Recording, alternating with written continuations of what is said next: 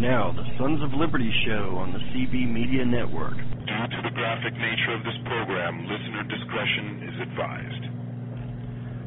We've been fighting a long time, and we have all lost so very much, so many loved ones gone. But you are not alone. There are pockets of resistance all around the planet. We are at the brink. Live from Central Virginia, it's Saturday night! Now we find ourselves facing a tyranny that has been infused with new blood, and it is rapidly becoming an engorged, hard tyranny. And yes, I know you gutter-minded listeners picked up on that not-so-subtle metaphor. I used it on purpose because a hard tyranny serves one purpose and one purpose only, to screw its subjects.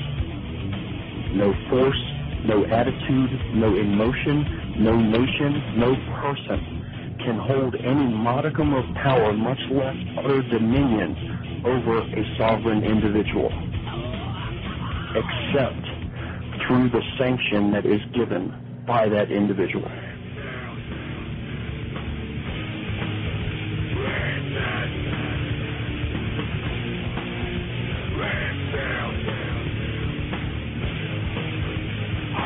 But for me, needing a worldwide depression. In doing so, we will honor the vows of our founders, who in the Declaration of Independence said that we are endowed by our Creator with certain unalienable rights, and among these are life, liberty, and the pursuit of happiness. This legislation will lead to healthier lives, more liberty to pursue hope and dreams and happiness. Federal government, yes, can and do most anything in this country.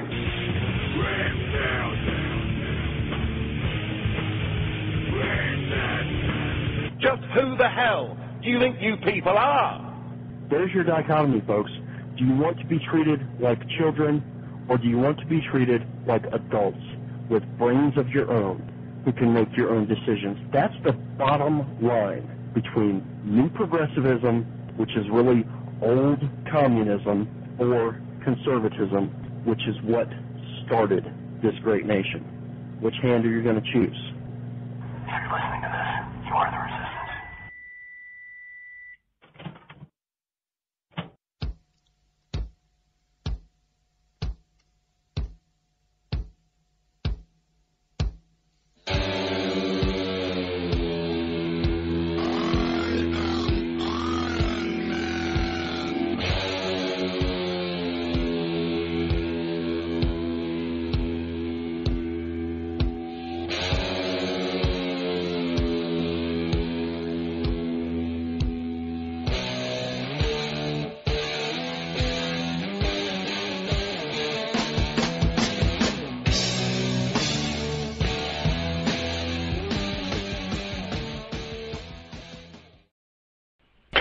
Alright, well, here we are once again, ladies and gentlemen. It's been a while since I've been on the air, and I'm completely blowing my typical intro this evening because, well, the Sons of Liberty show is changing a bit. But before we get to all that, I said on the social networks where I put out the link to the show tonight that I'm going to be calling them out on tonight's show, and the first one I want to call out is Spreaker.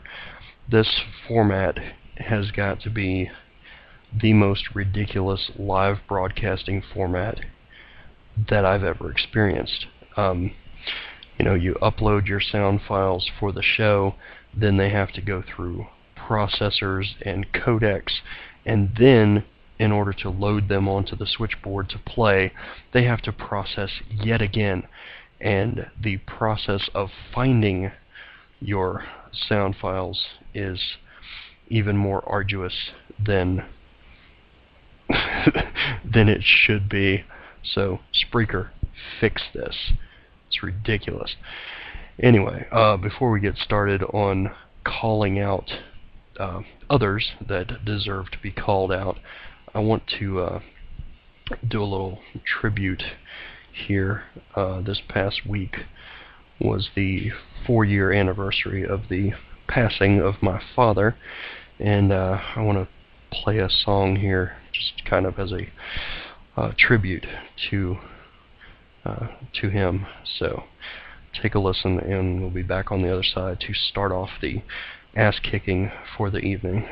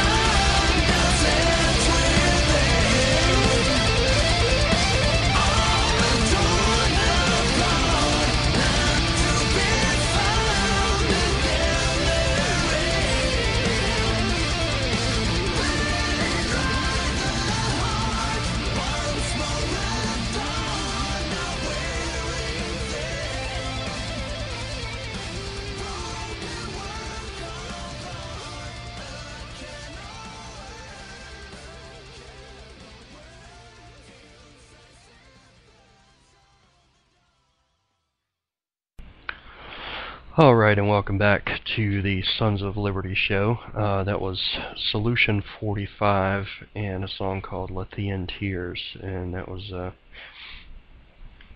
tribute to my dad there. Anyway, so let's go on and get into the meat of the program for tonight.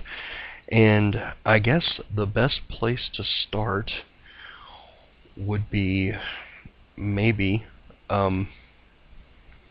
with one of the biggest topics that has been going around the conservosphere for the last week or two, and that is the super PAC being put together by W's old right-hand man, Karl Rove.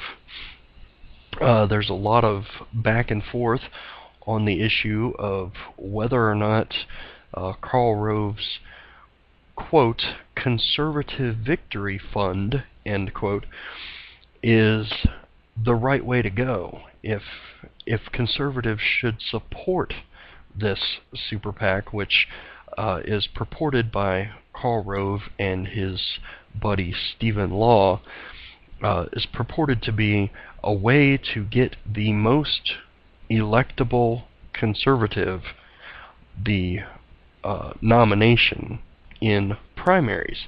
Now, one of the things that Karl Rove and his group, his various groups, one might say, over the last dozen or so years, well, actually a little bit longer than that, 15, 20 years, one of the things that these groups have not done to a great degree is get involved in primaries. They've generally allowed the candidate who is nominated, they've allowed them to run their race, etc., and they haven't really gotten involved in primaries. Well, there's been, again, a lot of back and forth on this over the last few weeks. Is Karl Rove's group a good thing? Is it a bad thing? Should we reserve judgment for a while and just see which candidates this PAC actually goes after and endorses and supports?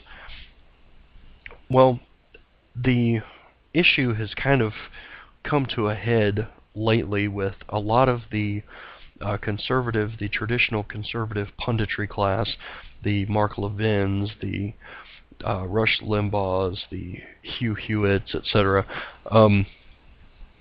getting into this debate and basically saying that Karl Rove and his little super PAC have no business calling themselves a conservative victory fund because they don't really have much of a record of supporting actual conservatives.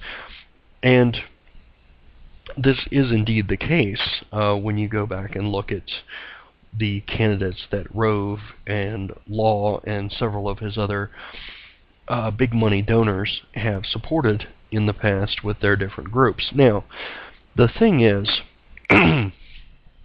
those who are defending Karl Rove and this little group and saying, well, let's just reserve judgment, or hey, if it helps Republicans get elected, then Republicans shouldn't be standing against it.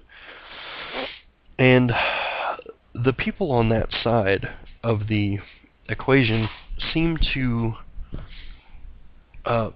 miss the point that there is sort of a rift within the right side of the aisle at the moment, and conservative and Republican are not synonyms and haven't been for quite some time.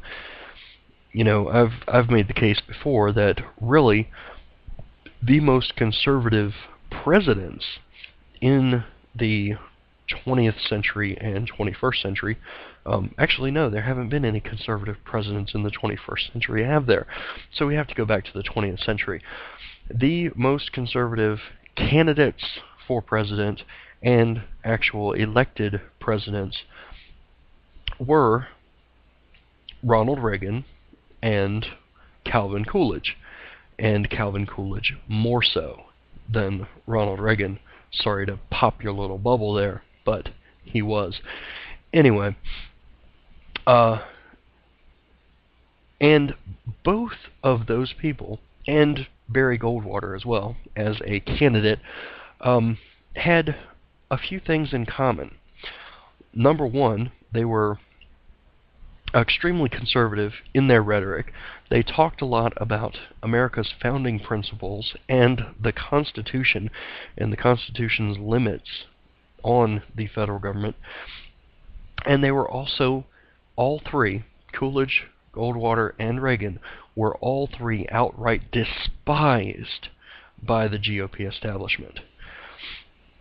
Now, this leads you to wonder, where would Karl Rove come down on the nomination and subsequent election or defeat of Coolidge and Goldwater and Reagan? Well, we don't have to wonder about the latter, because Karl Rove was firmly in the camp of George H.W. Bush in the primary for the 1980 nomination for President of the United States. And, you know, his claims to the contrary, actually on Fox News. He was talking to, I think, Bill O'Reilly on Fox News about a week ago, saying that he was the chairman or co-chairman of a Reagan-Bush Victory Committee in Texas in 1980. Well, he may well have been, but he was appointed to that committee by the governor of Texas at the time, and it was after, this committee was formed after the GOP convention in Detroit in the fall of 1980, where Ronald Reagan decisively won the nomination for president over George H.W. Bush. Now, the reason that Rove was on this committee is because it was the Reagan-Bush Victory Committee, and Rove and the majority of the committee and the governor of Texas at the time, Clements, I think his name was, I may be mistaken on that, they were all huge H.W. Bush supporters. The Reagan part of the committee's title was incidental to their activism, and it was based only on the outcome of that 1980 convention, and it must be said that that outcome was hardly the one that they desired. And the entire Klan have openly despised grassroots conservatives ever since, which is why they have no shame in taking and wasting your money. Billions of dollars, folks, billions have been raised from donors and spent flamboyantly on failed campaigns over the last 15 or 20 years by Rove and his current Crossroads gang. This architect, who couldn't even eke out a popular vote victory for W in 2000, finally lost the GOP House and Senate in 2006 after hemorrhaging seats since 1998 under Karl Rove and his buddy Stephen Law, who worked for Mitch McConnell at the Republican National Republican Senatorial Committee, whatever the deal was there. They also lost the GOP House, or the White House, pardon me, the GOP White House in 2008 by promoting, quote, the only candidate who could win. Well, that's where we've heard that before. Then the grassroots rose up, little history lesson here, the grassroots rose up, handed the House back to the GOP establishment on a silver platter in 2008, thanks to the Tea Party movement. And what lesson was learned by the GOP establishment? None. Just more resentment because Rove and his gang only pulled some of the strings that year. And by the way, some of the strings that they pulled resulted in the defeat of Christine O'Donnell and Sharon Angle. But I digress. So Rove and his gang blundered on, spending over $400 million just last year to elect who? Well, Mitt Romney? No, he lost. Scott Brown? Oh, he lost too. Linda McMahon? Lost. Tommy Thompson? Lost. That wimp in Hawaii, who I can't even remember their name because they were so ineffectual in their Senate campaign? Lost. Dewhurst in the Texas Senate primary? Lost. Dick Lugar? Lost. George Allen? Lost. You get the point. $400 million Rove and his gang spent carpet bombing safe districts with ads. What good does that do? But they deflect from their failures by pointing to Christine O'Donnell and Sharon Angle, who they largely threw under the bus and caused to lose. Richard Murdoch, and of course Todd Aiken. Yes, 4 candidates for the Senate in 2 election cycles, and that's supposed to prove somehow the ineffectiveness of the grassroots, and by default, the superiority of the establishment. Just don't look at the dozens of candidates that they have anointed who have crashed and burned in abject electoral failure. Now, the reason I bring all this up, because there is a rift. There is a rift happening within the right side of the aisle, and some are supporting Rove in this, and some are not. But the reason I bring this up is that none other than Mark Levin, a little over a week ago, called Karl Rove's operations, past and present, scams. Scams. And he very vocally denounced Karl Rove and Stephen Law as con men and not conservatives. Now, what is a scam? Well, scamming is defined by the online dictionary. You can find this yourself. Obtaining, especially money, by fraudulent and or deceptive means. Obtaining money by fraudulent or deceptive means. Okay, so we can see that Levin calling Rove's new super PAC a scam is etymologically correct. By accepting money to be used for, quote, conservative victory, when the man has zero record of supporting conservatives, even nominally, much less monetarily, certainly falls within those parameters, doesn't it?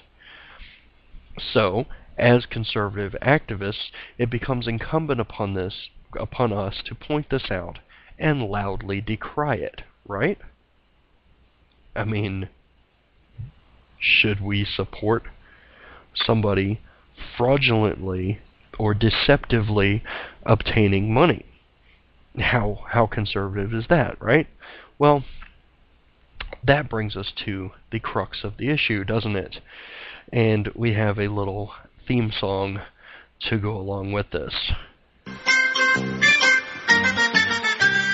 One of these things is not like the others. Which one is different? Do you know? Can you tell which thing is not like the others? I'll tell you if it is so. Well, I'll bet you guessed that this one right here was different. And of course, it is, because it's a lot bigger than the others. You can see that. Yeah, you can see that. It's a lot bigger than the others. Well, what am I talking about? If we're going to call what Karl Rove is doing with this Conservative Victory Super PAC, if we're going to call that a scam, which it is, by definition, then shouldn't we call out bigger scams? Because there are bigger scams that, for some reason, certain people don't want to call out. Why wouldn't you want to call out a scam?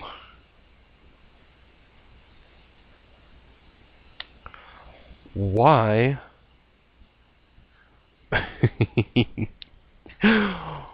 why would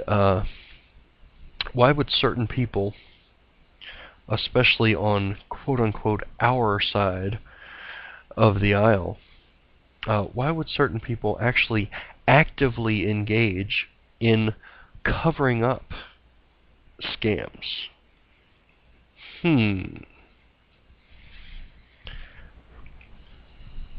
What are you talking about, Bradley? Whatever could you mean? Well, let's go back. Last year, Halloween, as a matter of fact, of last year, where a guy by the name of Paul Lemon, who is an ex-convict, and openly admits it, and has been actively seeking redemption since he was released from prison a little over a year ago, I believe. Anyway, this guy got caught being a scam artist, paid his debt to society, got right with God, and has since been on the straight and narrow, trying to work his way back to polite society and prove his worth as a human being. And along the way, has decided to try to help people out in spotting scams that might otherwise be a bit too nuanced for people to pick up on. Now, Paul Lemon wrote on Halloween of last year about a financial scam that, as Big Bird alluded to in our little theme song there, is much bigger than what Karl Rove is doing at the moment, because the simple fact is the Conservative Victory Fund that Karl Rove is setting up has so far not raised any money. But this other scam that Paul Lemon points out certainly has, and had it in their crosshairs or in their designs to raise a hell of a lot more money.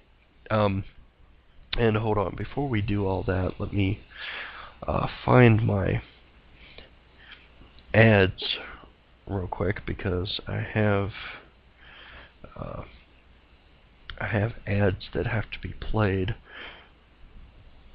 during the show, so let me add them to my switchboard here. There we are. Okay, continuing. While they go through the processing queue here on Spreaker. This is ridiculous. The files are already uploaded. I search them out, find them in the plethora of sound files that we have on our account, and move them over to my switchboard, and then sit there and watch them process again before I can play them. Again, Spreaker, fix that crap. It's ridiculous. Anywho, okay, so Paul Lemon writes, October 31st of last year, I have had to delay writing this article after several fits and starts due to my anger, rage, and personal affront. I shall endeavor to be as calm and analytical as possible, even as my gut clenches and roils in disgust, both at the players and at myself for being so incredulous as to be sucked in and used so poorly. The reason?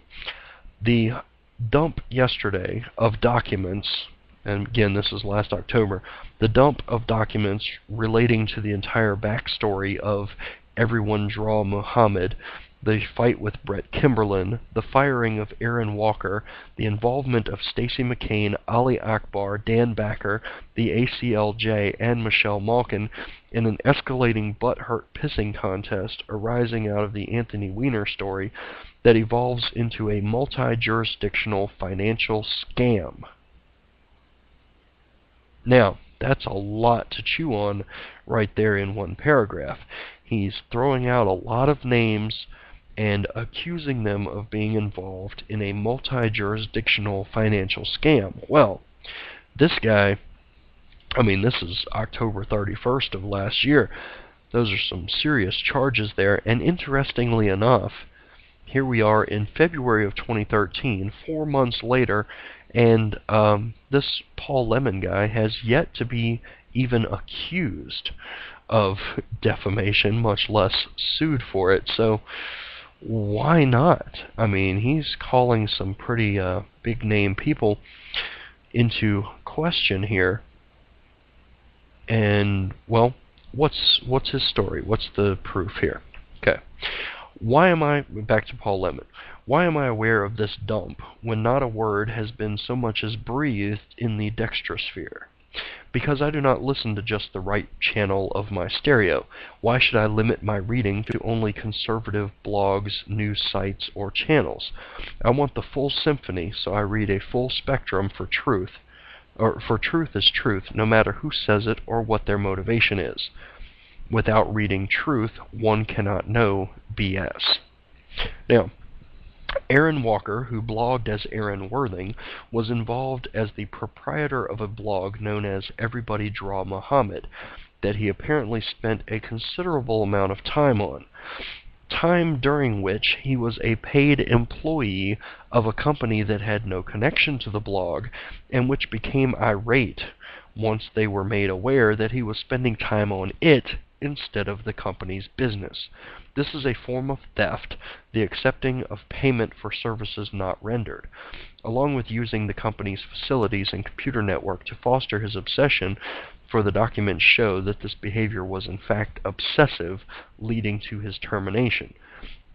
The reasons for his actual termination are set forth here, and he gives a link to Scribd, where there is a couple pages here. Let's see, one of them, this is from January 16th of 2012, email from a man named Jim Hodges to Aaron Walker. And this email clearly states that Aaron Walker was fired from his job at Hodges and Associates, evidently, a law firm in Northern Virginia, that there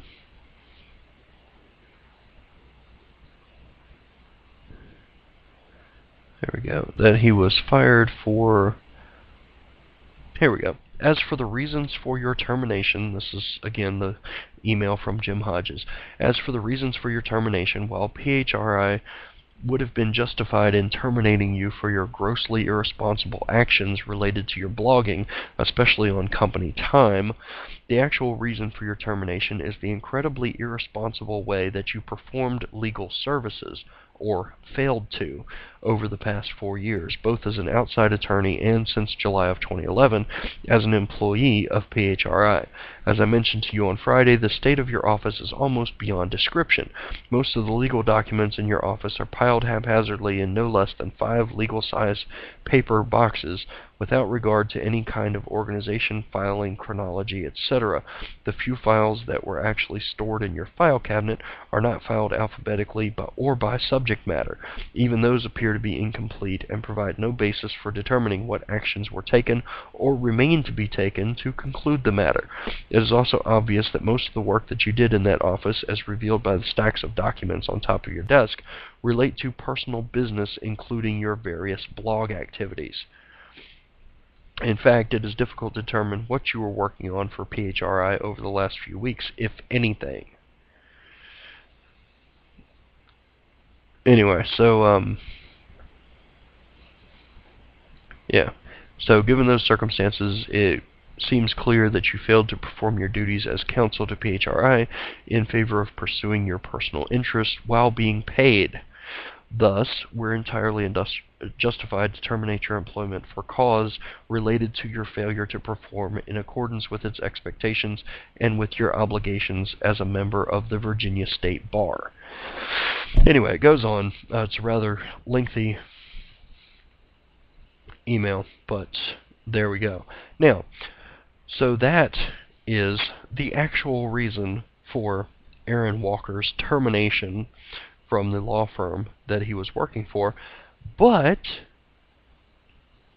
it turns out that Aaron Walker blogged, and I think it's still on his blog as a matter of fact, that he was fired because of harassment at his workplace by the big bad boogeyman Brett Kimberlin. Now,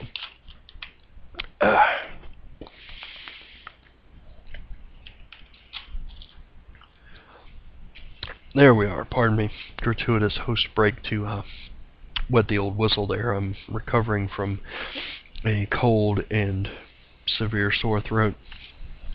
Anyway, yeah, so Aaron Walker has claimed that he was fired from his job as a lawyer, and his wife lost her job too, apparently, because of the big bad Brett Kimberlin, who committed a felony or two way back in the late 70s, early 80s, served a bunch of time in prison, and has since been let loose and apparently not running afoul of the law since he hasn't been thrown back in jail. Anyway, but yeah, Brett Kimberlin apparently went after Aaron Walker, and that's why he got fired. So Aaron Walker has been blogging about Brett Kimberlin nonstop for a little over a year, and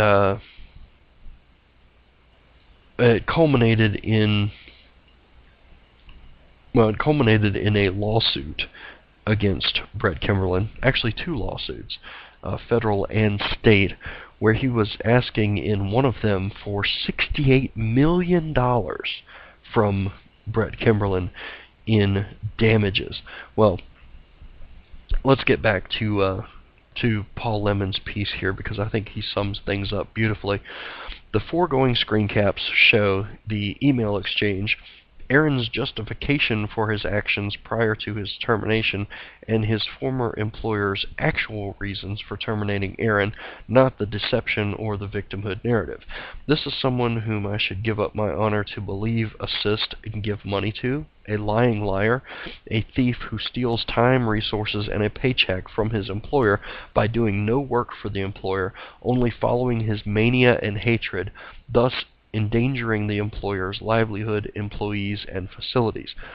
I became aware of the official narrative of this situation via Stacy McCain on his blog, The Other McCain, when Stacy began reporting on it in mid-May of 2012 by linking to Aaron's 24,000-plus word screed and manifesto of victimhood published on Aaron's blog, Allergic to Bull. Of course, as I was, and consider myself still to be, a neophyte conservative blogger, I was caught up in the seriousness of the apparent story and became involved by writing about Brett Kimberlin.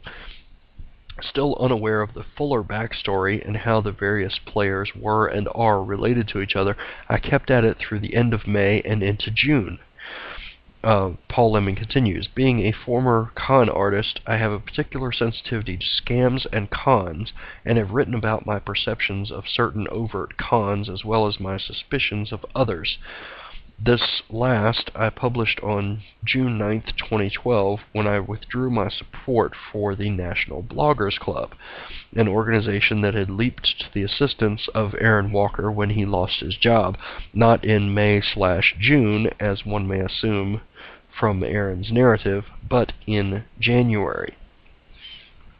And there's an email from Aaron Walker to a guy by the name of Douglas Comfort, dated January 14th, 2012, and Aaron writes, just to let you know, I have been fired from my job because of all of this.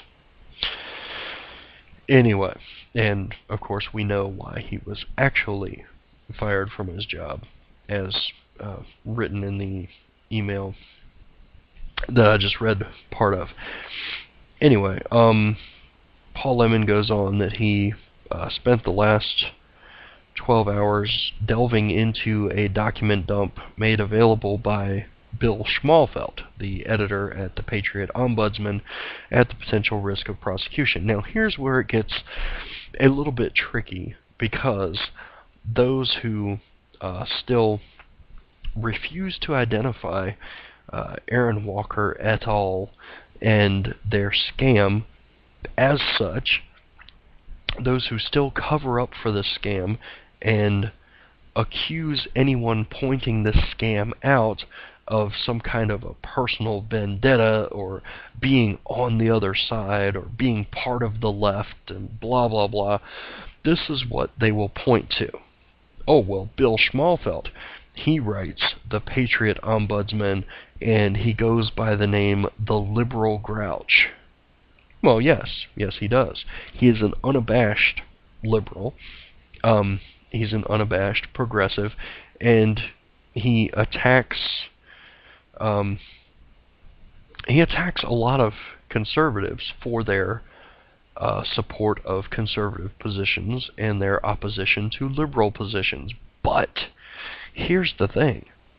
No matter what side of the aisle Bill Schmalfeld happens to be on, the document dump that he provided, which is available on Scribd and at the Patriot Ombudsman, is actual documents that were written by and about the people that are central to this scam of Aaron Walker's. Now, no matter what you want to think of Bill Schmalfeld or his ideology, his political leanings, the fact remains that the documents he released are verifiable, factual, and incontrovertible. So, here's the question.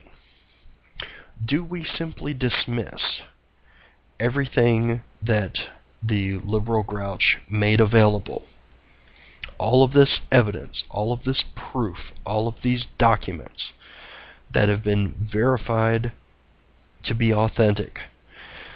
Do we simply dismiss all of them because they were released by a leftist to harm or call out a conservative or a self-described conservative? And maybe we'll get into that a little bit later. But do we dismiss the evidence simply because of who brings up the evidence? If so, well, if we dismiss evidence of a scam simply because the person that brings it up may have political motives that run counter to ours, are we not complicit in the scam? By covering it up, by refusing to report on it, by refusing to point it out to other people who may get involved in the scam or scammed by the scammers, by neglecting to point it out, are we not complicit? I think that's the answer to that is fairly obvious. It was a rhetorical question anyway, and I will continue with Paul Lemon's piece here. To say that I started to smell something rotten with the National Bloggers Club is an understatement, and the document dump confirmed my guess and opened my eyes to a much more extensive scam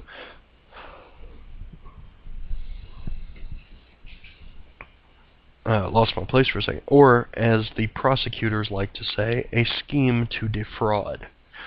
Of course, if you have ever read my blog and the attacks that that small post engendered, you would be amazed. The amount of hate focused on me, the attacks, the hate, you would think my tiny blog, with an average readership of about 250 per day, was as influential as the Breitbart blogs. I was effectively silenced, my voice of reason and sanity, my questioning of that smell emanating from the folks involved, poo-pooed and ignored. Yet, and this is Paul Lemon writing here, yet I kept digging in the background and probably brought more and more derision because I refused to toe the line set by these faux conservatives. The deeper I would dig, the more the data points appeared, but there was no easily discernible pattern. I simply was not aware enough of the backstory, the relationships, and interconnections between players I had not heard of.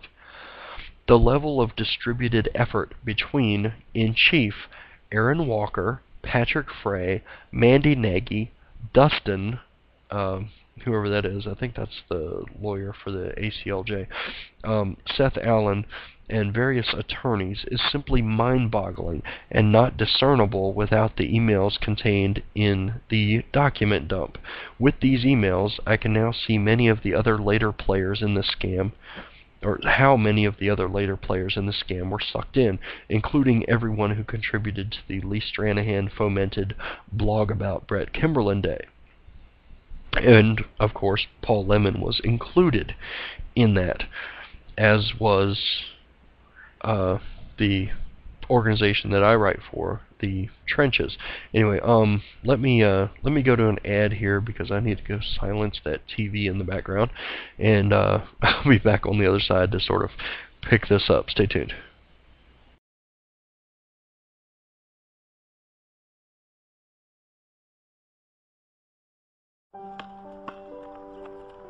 I always loved watching the kids play basketball. I still do, even though things have changed. It's funny, they can't find jobs to get their careers started. And I can't afford to retire. And now we're all living together again. I supported President Obama because he spoke so beautifully. He promised change, but things changed for the worse. Obama started spending like our credit cards have no limit. His healthcare law made health insurance even more expensive. We've had stimulus and bailouts. Obama added almost $16,000 in debt for every American. How will my kids pay that off when they can't even find jobs? Now Obama wants more spending and taxes. That won't fix things. I had so many hopes. Cutting taxes and debt and creating jobs. That's the change we need. Tell President Obama to cut the job-killing debt and support the New Majority Agenda at newmajorityagenda.org.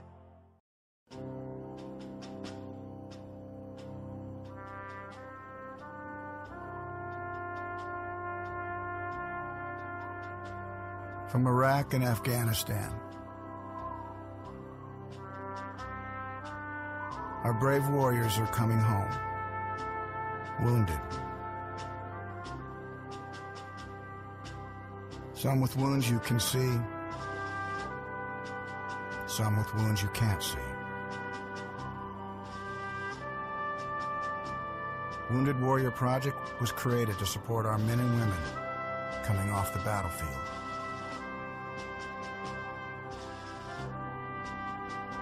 Please help carry these warriors the rest of the way home.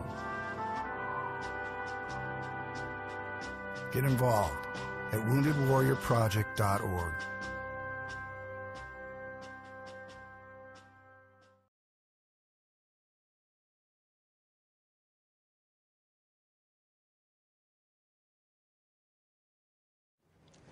This is Andrew Klavan on The Culture. German Chancellor Angela Merkel, British Prime Minister David Cameron, and French President Nicolas Sarkozy have all declared that multiculturalism is a failure. What could these strange little Europeans possibly mean? And why do they all talk so funny? Let's explore. Multiculturalism is the philosophy that every culture is morally valid, and no one culture has the right to impose its values on another. Thus, if someone escapes their hellhole of a country and comes to your country to enjoy its freedoms, they shouldn't be forced to learn and accept the principles and customs on which those freedoms stand, but should instead be allowed to retain the charming native language, religion, and manners that turned their country into a hellhole in the first place. This system helps to avoid the cultural chauvinism implied by assimilation, and instead gives you a warm sense of your own open-minded tolerance right up until the moment your immigrants strap on the delightful explosives of their beloved homeland and in their quaint little way blow you to pieces.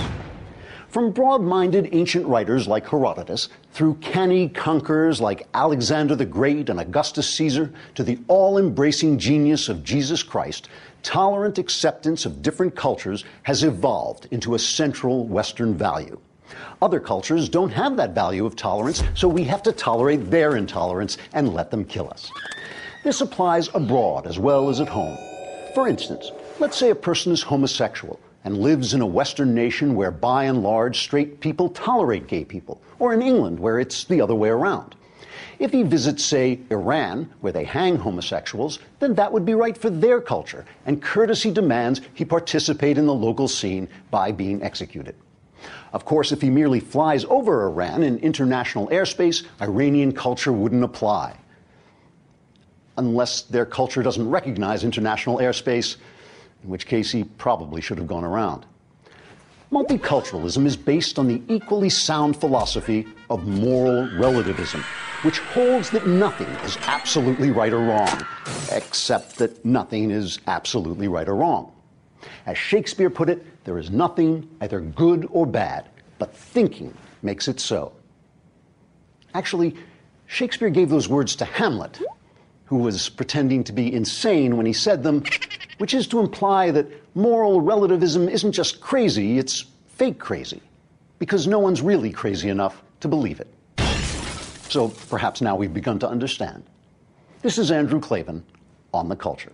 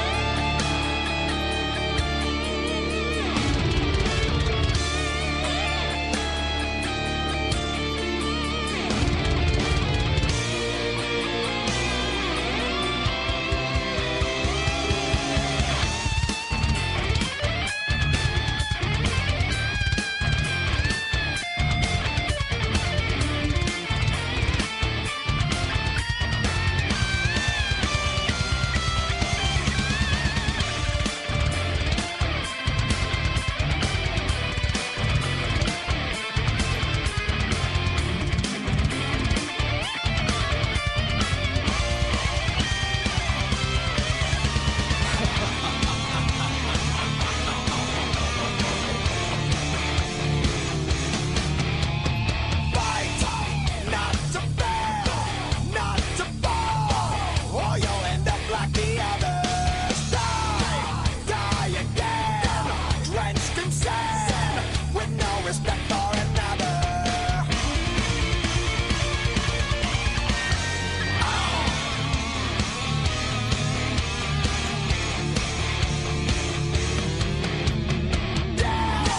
Feel the fire, feel the hate. Your pain is what we desire. Lost, hit the wall, watch you crawl. Such a replaceable liar. And I know you hear their voices. And I know they may seem real, but our lives made up of choices. They took for granted your soul, and it's ours now to steal. As your nightmare comes to life, you should have known the price of evil, and it hurts to know that you belong here. No one to call, everybody to feel. Your tragic fate is looking so clear.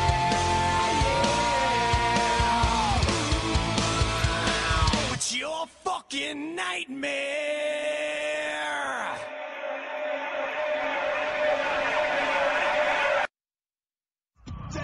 Now back to the Sons of Liberty show on the CB Media Network. We refuse to lower our standards, so up yours. Okay, bend over. God damn me apart! God damn me apart! God damn me apart! God damn me apart! No, you can't! Alrighty then, welcome back to the Sons of Liberty show. Got a little bit of liquid down my gullet there during the extended break, so hopefully my voice will hold out for a bit longer. And it occurred to me also during that break that perhaps, just perhaps, reading that post from Paul Lemon there was a bit convoluted, perhaps, to people who don't know the backstory. Well, let's continue on into the backstory a little bit more, because, you know, I've called this show Whose Side, saying that I was going to call people out, and I did indeed name some names there from Paul Lemon's post, but a lot of people don't really understand what the whole backstory of this thing is, so let me start from the beginning. Let's see, Brett Kimberlin, hold on, let me see if I can find this very quickly here. Okay, Brett being the Speedway bomber in a place called Speedway, Indiana. Back in the late 70s, early 80s, a guy was injured in one of the bombings. I can't remember his name right offhand, and I apologize for that because I should.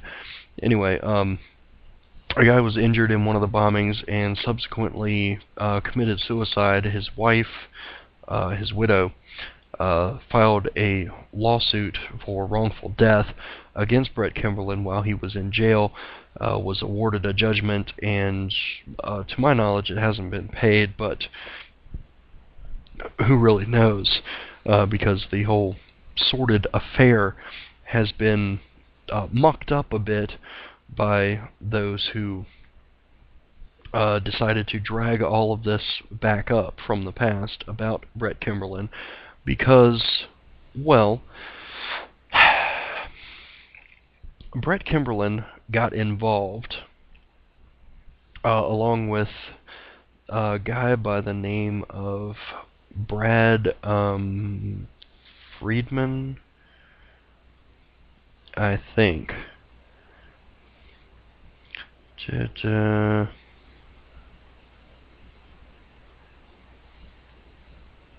I think it was Brad Friedman. Anyway, I can't find it now. It doesn't matter. The guy wrote a blog. He's also business partners with Brett Kimberlin in several, like Justice. Yeah, Brad Friedman. There we go.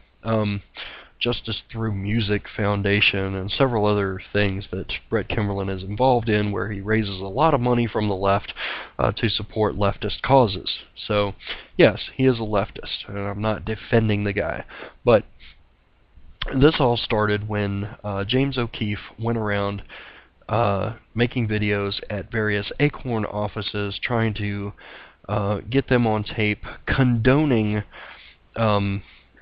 some ridiculous story that he and Hannah Giles were putting forth about bringing in underage prostitutes from across the border and basically setting up a brothel. And they wanted Acorn employees to get them help or assist them in getting housing to run this brothel out of. Anyway, it was kind of a unique sting.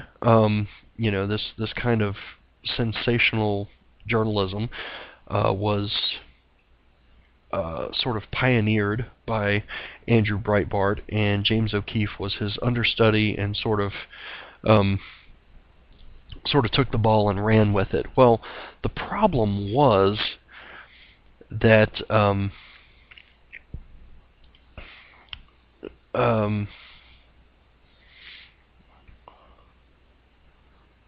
let's see. The problem was that when they went into the Acorn office in Baltimore with this story, they didn't really realize or do their research to find out that Maryland is a two-party consent state. This basically means that when someone is being recorded, either audibly or visually, they have to explicitly give their permission to be recorded. And in Maryland, at the Acorn office, since this was an undercover camera, the employees were not made aware that they were being recorded, nor did they give their consent. So, in Maryland, James O'Keefe and Hannah Giles broke the law to get their damning evidence. And of course, the videos were released in the slow leak fashion that Andrew Breitbart was made famous for. A little sensational clip at a time, spread out over a period of weeks in order to generate more controversy over the videos. And indeed, the videos that were released from different Acorn offices around the country were pretty damning. There were Acorn employees that were, we don't need to know the specifics of what you're going to be doing with this house.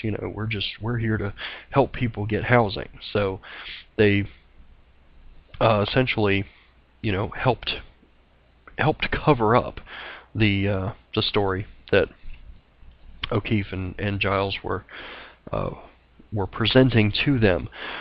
Now, in the summer of 2010, Brett Kimberlin announced that his organization, Velvet Revolution, had filed a request for Maryland authorities to investigate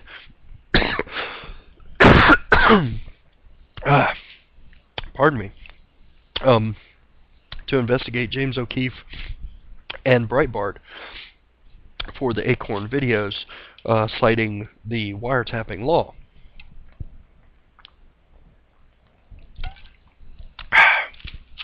Here we go. See if that helps any. There was a letter released by Brett Kimberlin and was posted on Brad Friedman's blog. And the letter was the letter that Velvet Revolution had sent to Maryland authorities. Anyway, obviously this had the potential to be damaging to both James O'Keefe and Andrew Breitbart.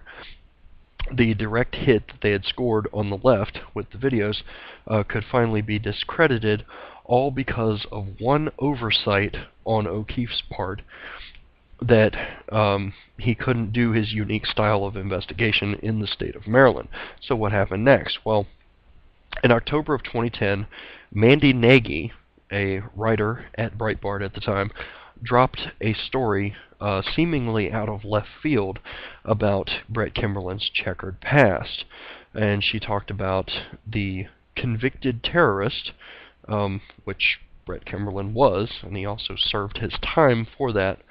Anyway, she outlined his serious run-ins with the law, from everything to being the prime suspect in the murder of an older woman in Indiana, to him being convicted of being the Speedway bomber, to his outrageous claims that he once sold pot to Dan Quayle. Kimberlin is, without a doubt, a piece of work, but Nagy focused mostly on his issues in Speedway, and also on the fact that respected journalist Mark Singer had been conned by Kimberlin at one point while he was in jail in the late 80s, early 90s. Acting in a supporting role, apparently, Patrick Frey also weighed in, posting on his own blog in October of 2010. So what do we have so far with Brett Kimberlin? He's another leftist with a criminal past that the left overlooks because he holds the correct views, and now he holds a minor place of prominence in the world of leftist politics through his charity foundations and his humanitarian work through Justice Through Music and Velvet Revolution, etc.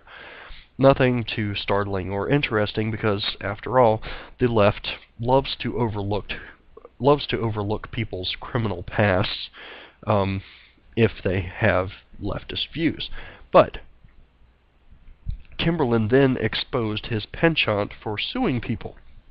According to Nagy and Patrico, Kimberlin sent them cease and desist / remove immediately orders shortly after their posts were published. Patrico made a brief post about it the same month, and the first kernel of the Kimberlin uses lawfare to silence critics / conservatives was born. So far, Kimberlin, through Velvet Revolution, is suing O'Keefe, Hannah Giles, and Breitbart. Nagy writes a post about Kimberlin in the fall of 2010 and the apparent main thrust of Breitbart's counteroffensive against the diminutive jackass. Patrico adds on to Nagy's work, building up the narrative that the wiretapping case is pure bunk simply because it's being brought by Kimberlin. So, basically they're trying to downplay, or by completely ignoring the fact that Brett Kimberlin wanted authorities to look into the O'Keefe wiretapping case in Maryland, and focusing instead on his criminal past, they tried to set up the narrative that, well, this Brett Kimberlin guy is a scumbag, so you can't believe anything that he says, and if he's encouraging the authorities to investigate O'Keefe, it's because O'Keefe is a conservative and Kimberlin is not. So it's all political. Which, it may well have been. Would Kimberlin have raised such a fuss over this illegal wiretapping if it had been a progressive that was, say, walking into the Family Foundation and making an undercover video? Probably not, but it's beside the point. A law was broken, and Kimberlin was pointing it out. Anyway, so somewhere along the way, blogger Seth Allen is put on Mandy Nagy's radar. According to Allen, much of the research and investigating that Nagy did for his piece came from his work, especially the parts linking Kimberlin and Brad Friedman together. Unfortunately for Allen, he also has a real penchant for poking at Kimberlin and ends up in court himself. That case reveals one strange sordid tale, with Kimberlin contending that Alan is a famous internet troll who has used dozens to hundreds of accounts over the past decade at least to screw with people across the internet. While somewhat irrelevant, Alan ends up in jail because of Nagy. Alan had, according to him, made some kind of a joking reference about killing Kimberlin in an email. Nagy didn't see it as a joke and contacted the authorities, and Seth Allen ends up in jail. A strange interlude and a story full of strange interludes. You know, maybe Nagy snitching was a retribution for Alan making waves over calling Nagy out about her lifting his work with no attribution, 2 wrongs and all that. Also in the same 2010-2011 time frame, another blogger who wrote about Kimberlin extensively ends up on the wrong end of a lawsuit from Kimberlin. That blogger is Aaron Walker, although most people knew him as Aaron Worthing on the internet. He ran the blog that I talked about before, Everybody Draw Muhammad. That blog and his involvement with it is what led to him using the pen name Aaron Worthing. As part of Kimberlin's lawsuit against Walker, Kimberlin was able to force Walker's name out into the public sphere. According to Walker, this outing and Kimberlin's subsequent alleged harassing of Walker at his workplace and elsewhere led to him getting fired from his job. That claim has been refuted by the email that I read earlier from Jim Hodges, I believe. Jim Hodges saying exactly why Aaron Walker was fired, and it had nothing to do with Brett Kimberlin. But now, at this point, we have 4 bloggers who have all felt the brunt of Kimberlin's wrath in the form of lawsuits or threat thereof. And while many in this story have no regard for The Trenches, which is a site that I write for, we will begrudge them that it's a correct assessment that Kimberlin uses the courts to shut people up about his past. Okay? That's a given.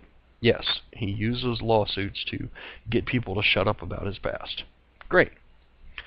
Is that a conservative thing to do? No. It's a frivolous lawsuit. It's an attempt to shut down people's freedom of speech, which is not a conservative thing to do, but then Brett Kimberlin isn't a conservative, so what else do you expect?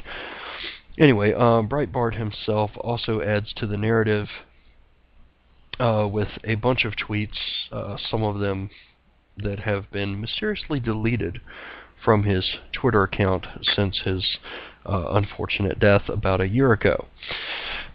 Anyway, and Breitbart also attempts to link Neil Rauhauser with Brad Friedman and Brett Kimberlin. Neil Rauhauser, of course, is the super troll, big bad internet bully meanie that supposedly, according to so many people, has committed crimes of which there has yet to be provided any proof. But anyway, super troll, maybe. Criminal, we haven't seen the proof. But needless to say, Andrew Breitbart himself did his part in shaping the narrative about Brett Kimberlin, and like all things Breitbart did in the media, he did it with grandiosity, building a sense of mystery and menace around the 3 men mentioned in those few tweets. But then Breitbart died. What he built up and the people he left behind and in charge seemed to be floundering in the months after his death.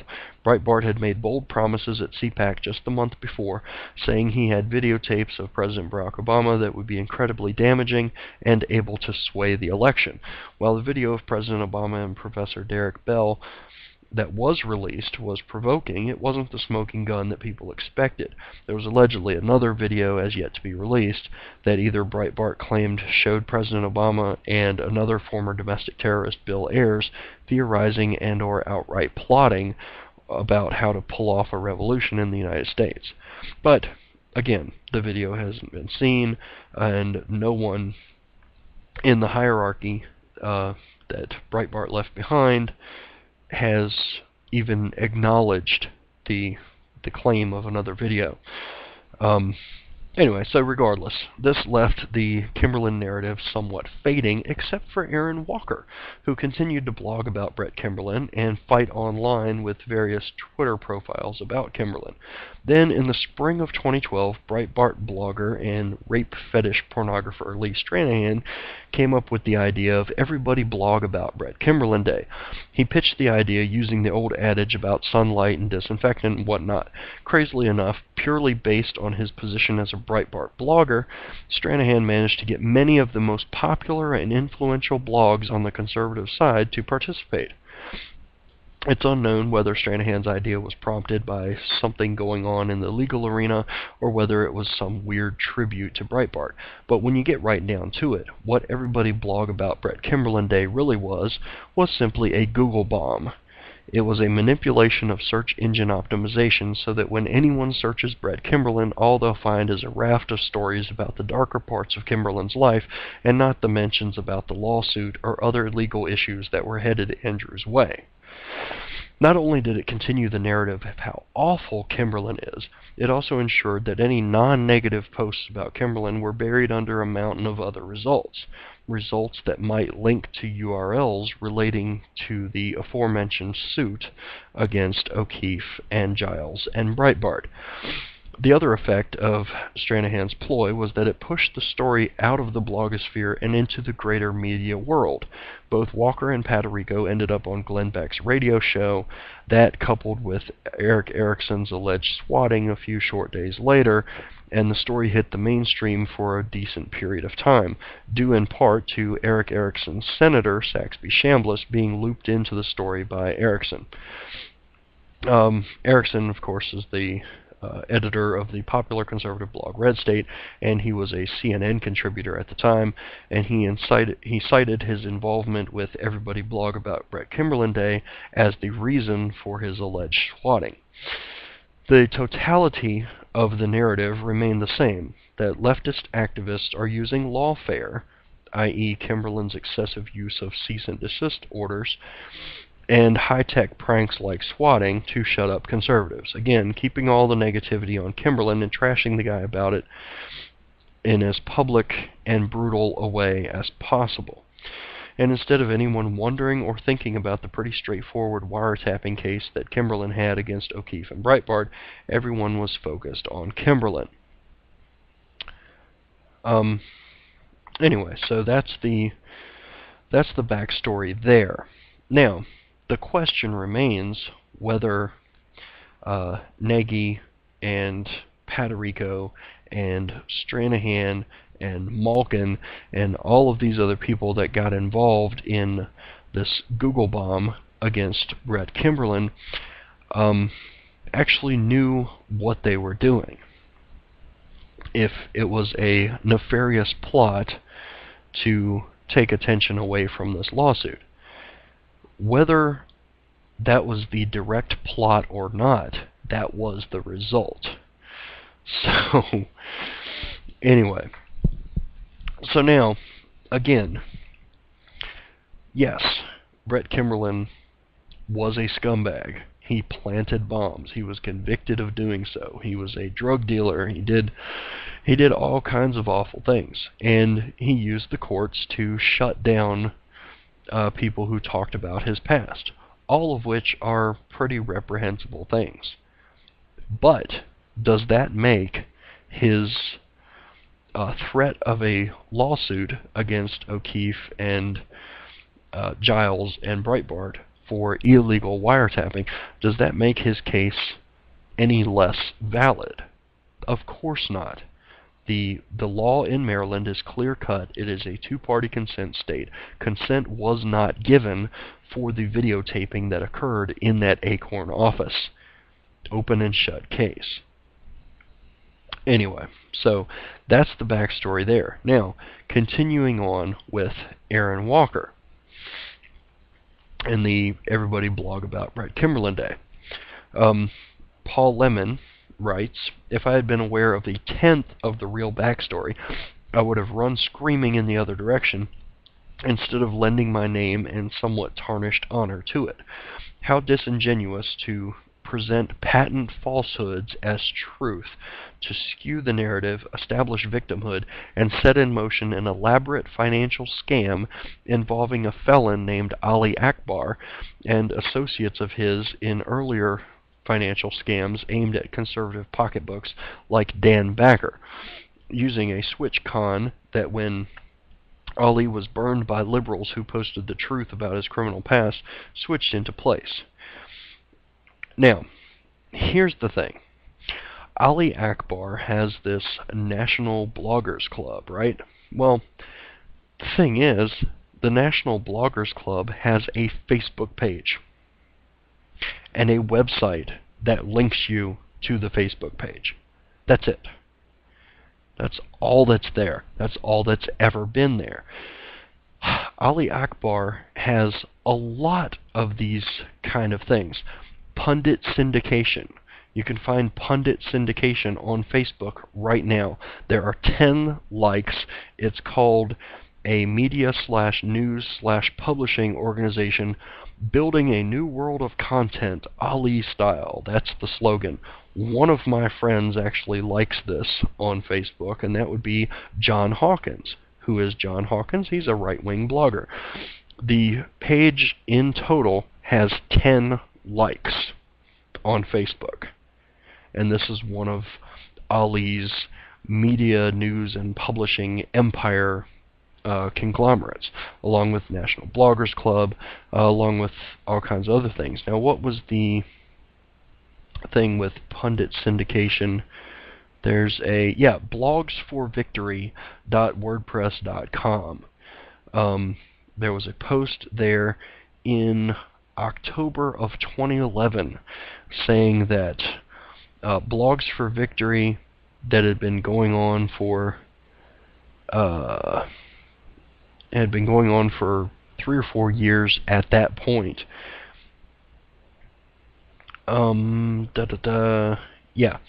Was going to be bought out. Yeah, there we go.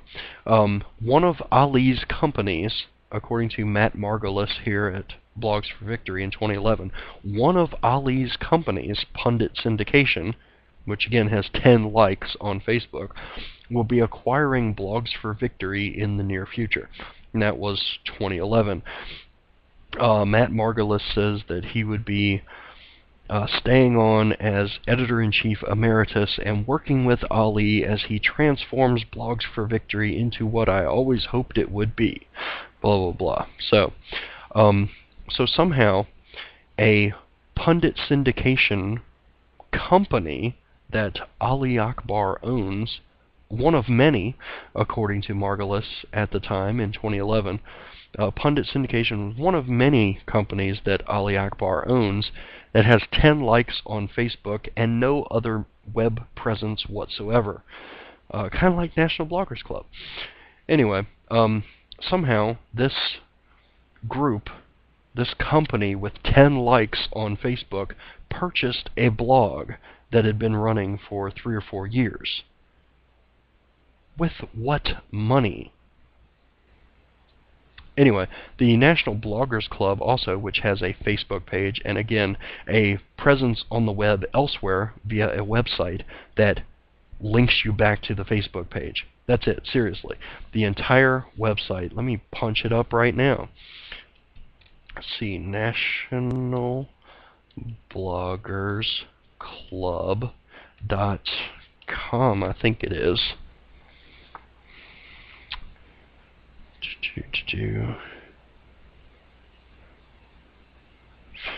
Okay, maybe it's .org. There we go. NationalBloggersClub.org. Let's see what happens. I got a blank screen with the other one. And I'm getting a blank screen with this one too. Anyway, I pulled it up on my phone the other day, actually. It's, maybe it's just National Bloggers. I can't remember what it was. Anyway, I pulled it up on my phone the other day and actually took a screenshot of it because it was hilarious. It's basically just a blank page with a hyperlink in blue at the top that says find us on Facebook or like us on Facebook or something like that. And that's the entire website. Anyway, this National Bloggers Club hosts Blog Bash every year at CPAC. What is Blog Bash? Well, it's a party, essentially, at CPAC every year that gets a bunch of bloggers together and credentials them and everything else, and says, well, here you go. This is our big bash at CPAC. Anyway, let me see if I can find. I had this piece pulled up the other day. Here we go. Sinclair News spills the beans on Akbar ally Anita Moncrief. Huh. Yeah, so Anita Moncrief and Ali Akbar in November of 2012 had a Twitter exchange where Ali says, "Hey, Brett Kimberlin and Larry Sinclair, meet my army," and he's retweeting Anita Moncrief, who says, "At Ali, face paint, check. Combat boots, check. Truth, check. Let's roll." Anyway, so she's going back and forth and saying that she stands with Ali, blah blah blah. Well, Larry Sinclair had reported before that oh, here we go. Okay, let me just read it from the Patriot Ombudsman here. "I honestly do not understand some conservatives," because he's a liberal, whatever. "That is, assuming Akbar is a conservative. I think he's just a con man of no particular ideology, but that's for you to decipher. They seem to forget that when reporters interview someone, they take notes. Notes like these from statements to notorious right-wing blogger Larry Sinclair by the above-pictured Miss Moncrief. Take a gander at this. According to Anita Moncrief, here we go.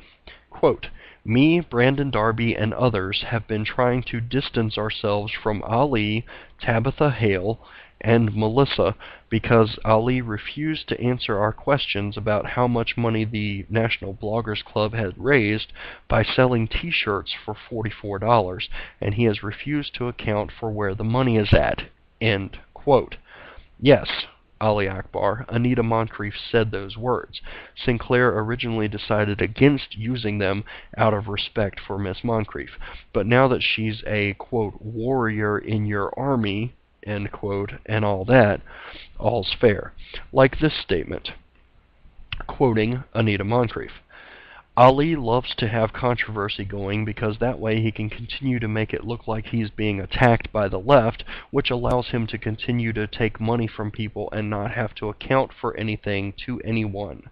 End quote. And I should interject here that the National Bloggers Club the National Bloggers Club is listed on their Facebook page, or at least was. I think they've taken it down since then, or Ali has taken it down since then, is listed as a non-profit organization, a 501c3. But the IRS has no record of the National Bloggers Club being part of a 501c3 or any type of non-profit, C4, etc. Interesting that, because if it were registered as a 501c3 or 501c4, it would be subject to all sorts of disclosure rules regarding their financing and expenditures. Anyway, quoting Miss Moncrief again, Ali would spread out things to make it look like there was a lot of money paid on the party, when the fact was very little of the money raised would be used on the party at all. End quote. Now, I have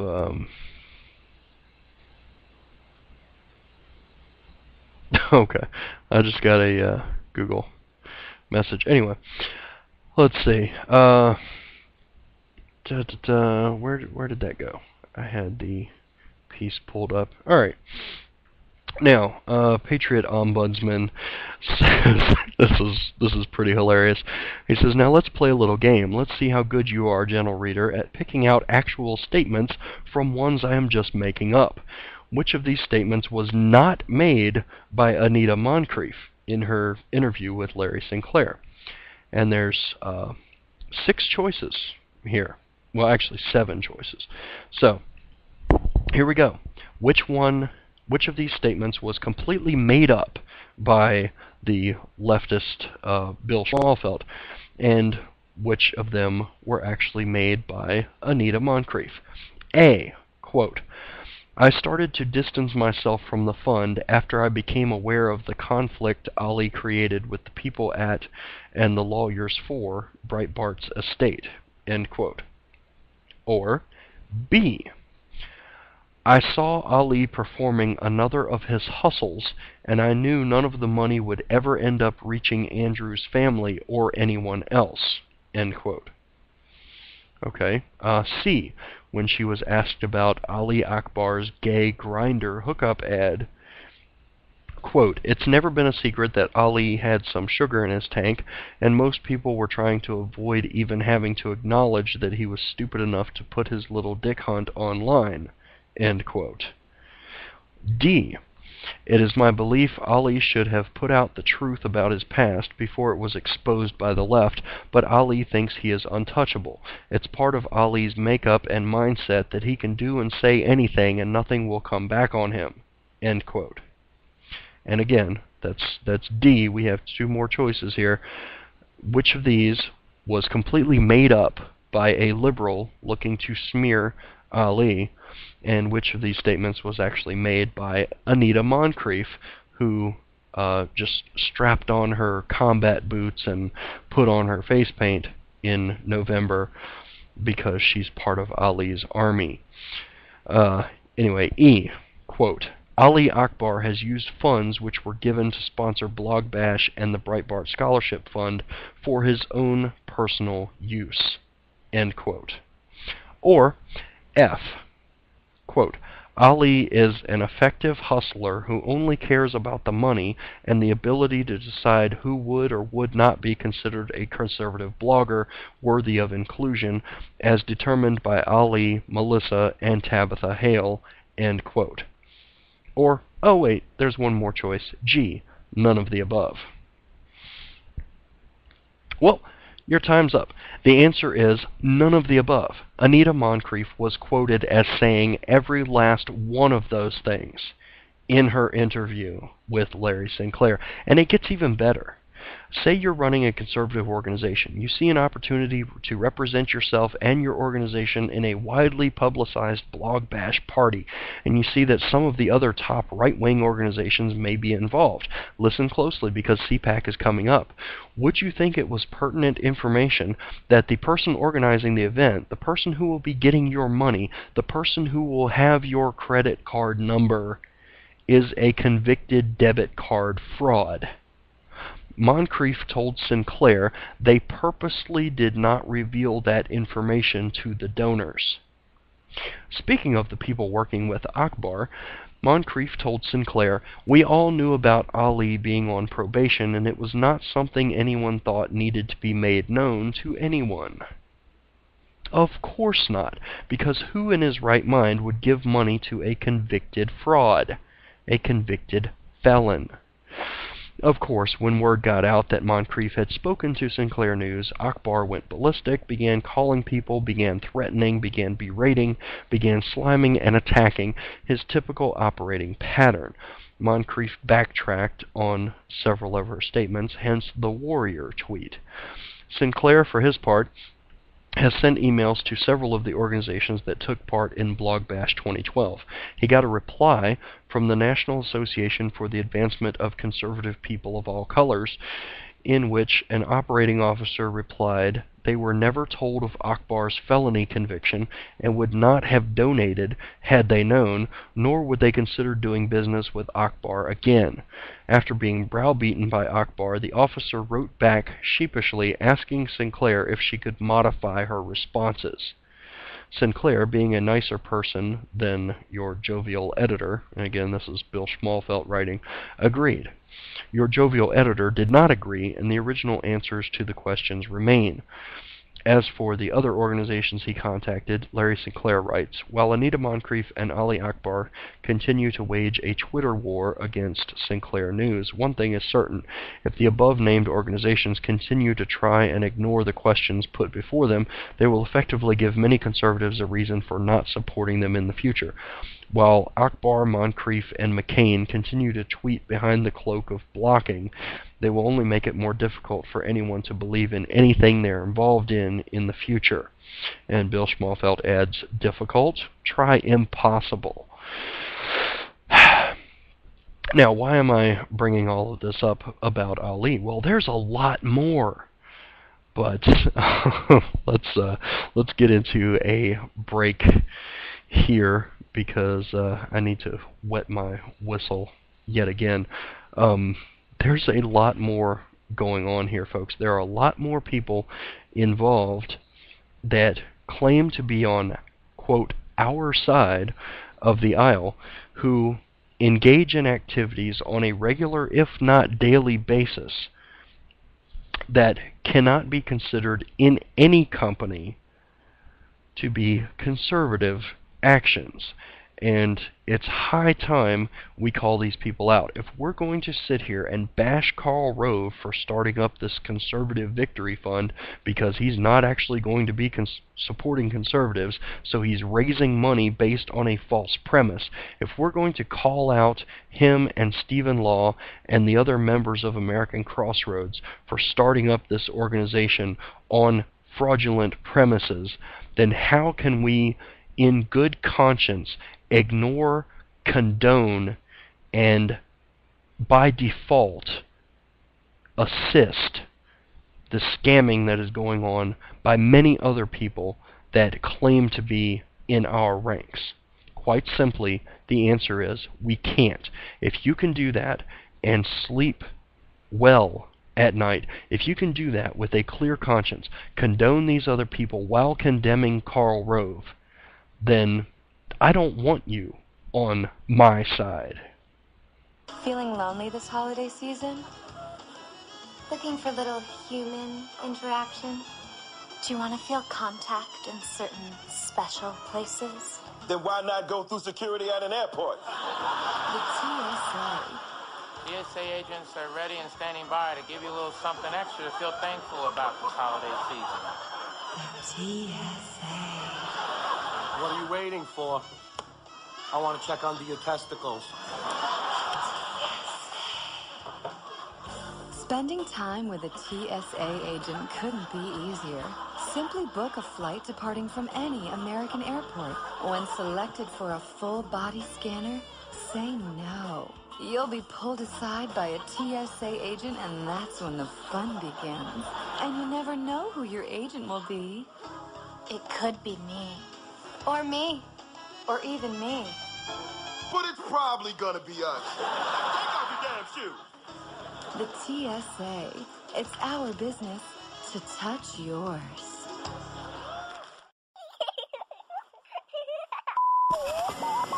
Welcome to the Bureau of Womanhood Conformity. Independent thoughts are considered subversive because all must agree with our leader. When it comes to women, preventative care should include coverage of contraceptive services such as birth control. You see, if you don't believe government should pay for your birth control, you're not a real woman. Womanhood denied. If you refuse to accept that pregnancy is a punishment, you're denied as well. I don't want them punished with a baby. If you don't believe that abortions should be allowed for any reason, if you don't believe in aborting a child for being the wrong gender, and if you don't believe that stay-at-home mothers aren't real workers, you are not a real conformed woman. His wife has actually never worked a day in her life. His wife has actually never worked a day in her life. Finally, for your safety, if you oppose mandatory government health care, you will die. They will be voting to say that women can die on the floor. These standards and regulations were formed after our glorious victory in the war on women. Thank you for your cooperation. And your conformity.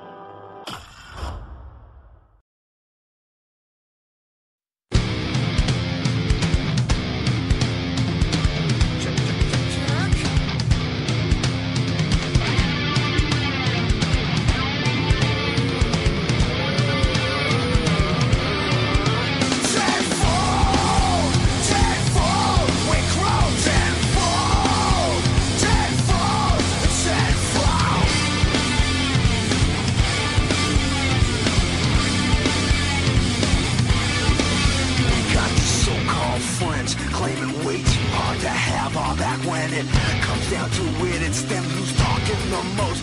They got a problem with us, cause we tell it how it is. Well, listen up, motherfuckers, we're telling you how it is. If you're a friend, then say good things behind all of our backs. I hear too many tall tales getting told like they're our back. We're here way too much info on hella shit that ain't even close whispers flying around, cause everybody's trying to move. Well, rumors and drama, all as it's told, while we just grow.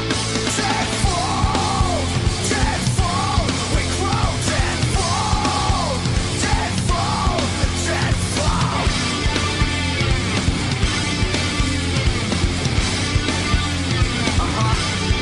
Oh, but you'll come to me now, like I ain't hearing all your squawk. It's your friends been telling me all that shit. You keep talking, you won't get nada from me. Not a crumb, not a dime, not a ticket, not a pass. Stay into your free ride.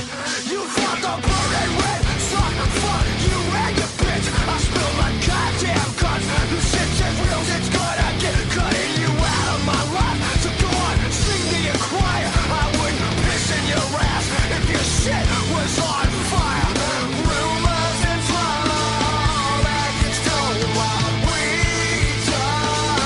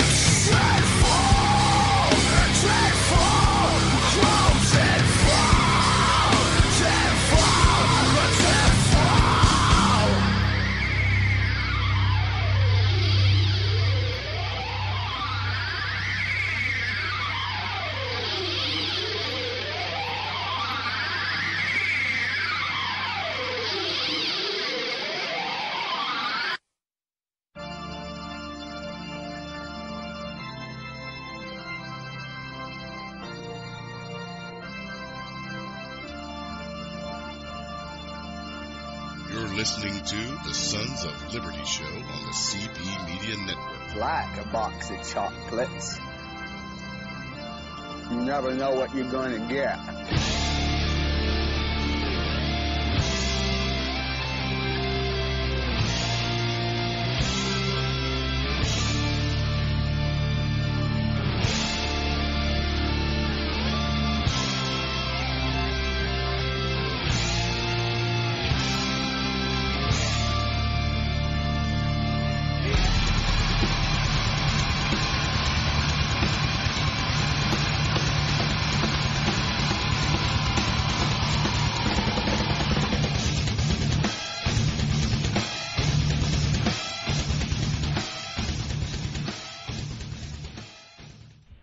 Alrighty then, welcome back in to the Sons of Liberty show. I've had a chance to wet my whistle yet again, and pardon me for the scratchiness throughout the show tonight. Again, still recovering from a severely sore throat and a week-long cold now. It's ridiculous. I hardly ever get sick for this long at a stretch, so I don't know if it's the Central Virginia air or what. It's about 20 degrees outside right now, and it was almost 60 yesterday, so go figure. Like they say, if you don't like the weather in Virginia at one particular time, just wait a few minutes. So anyway, welcome back. We're going to get into a little bit more of the infighting. Yes, I'm promoting infighting. Because I'm calling out people on our side, and I should be focused on the left. I should be focused on the outrage of the day. What did this leftist say about this particular issue today?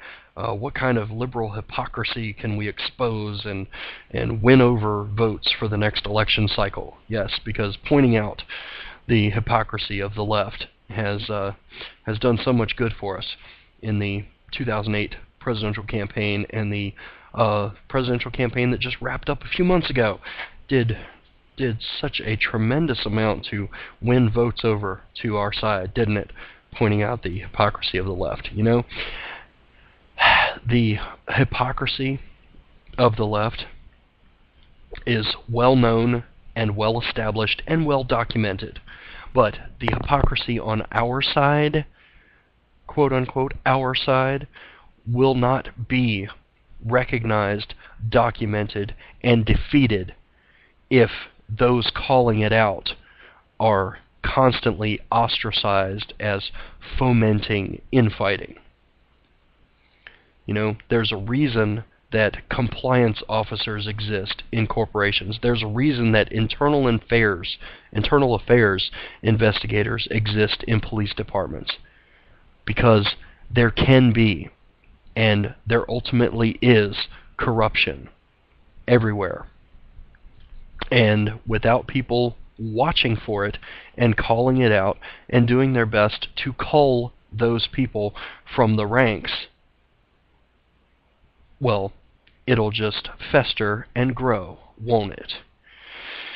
So, for those of you that think I'm promoting infighting here, let me give you a little bit of foghorn leghorn. Pay attention, son. This is for your own good. Damn straight. Now,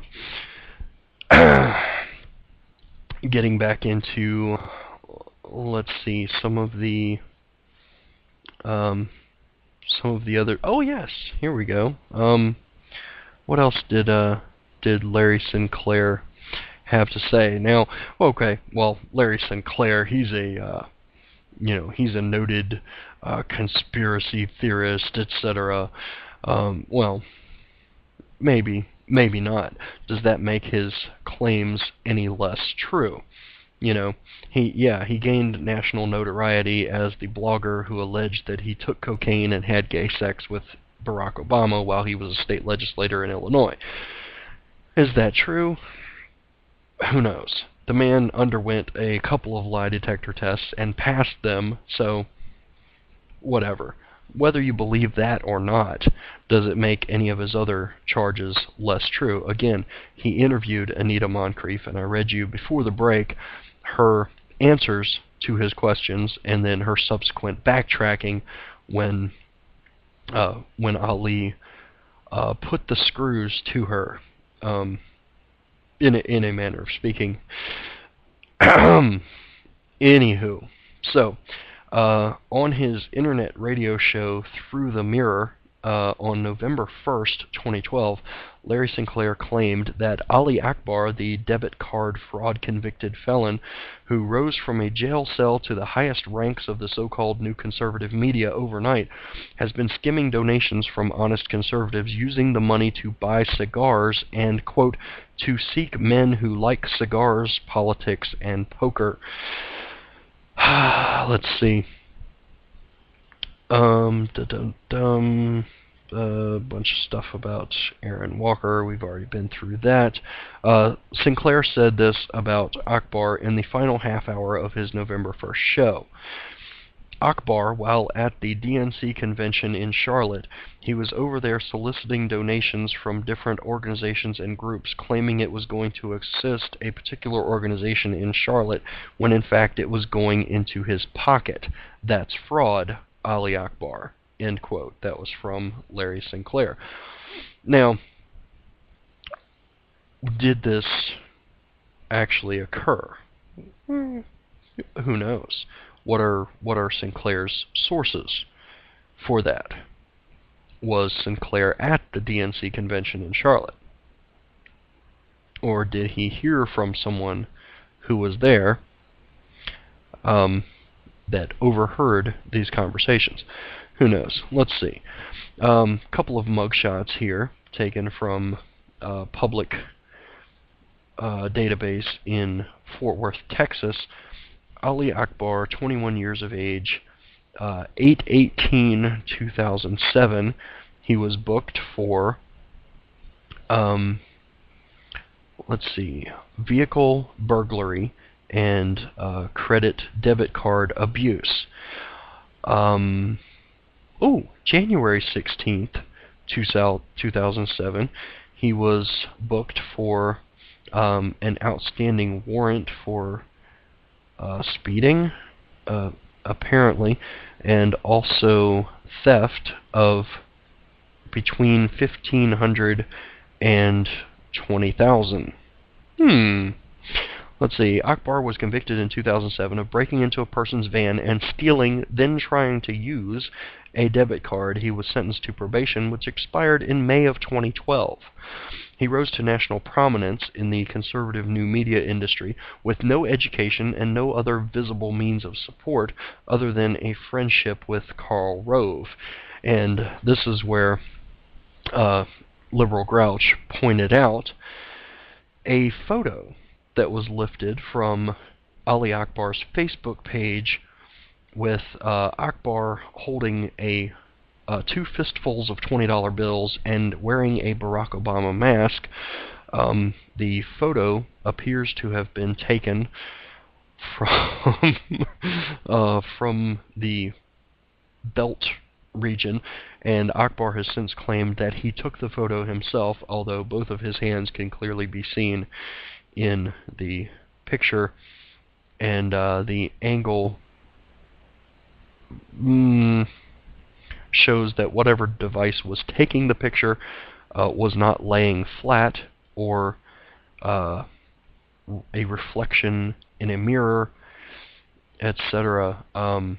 Not sure what kind of a device has a camera timer that also has the odd quality of being able to sit at about a 45-degree angle and take said timed picture. Nonetheless, Liberal Grouch put this picture on a Zazzle account and was given a removal notice when they intended to use that image for on products for sale on Zazzle. They were told that the image violated the intellectual property rights of Karl Rove.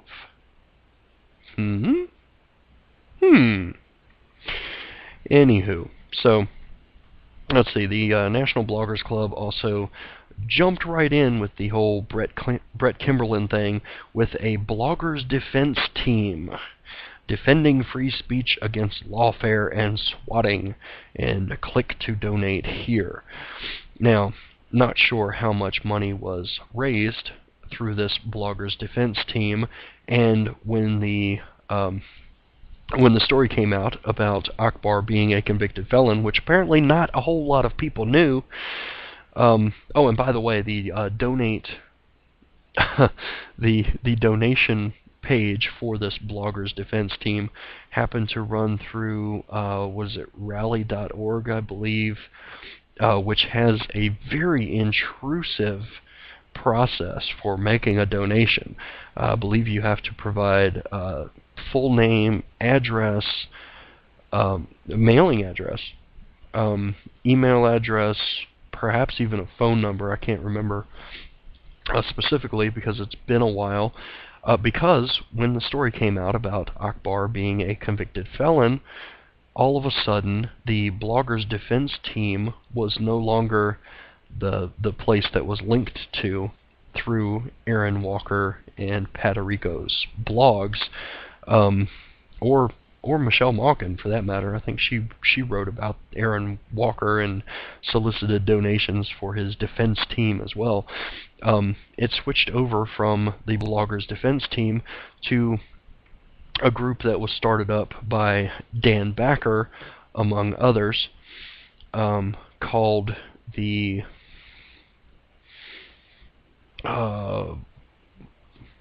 Bloggers Defense Fund, or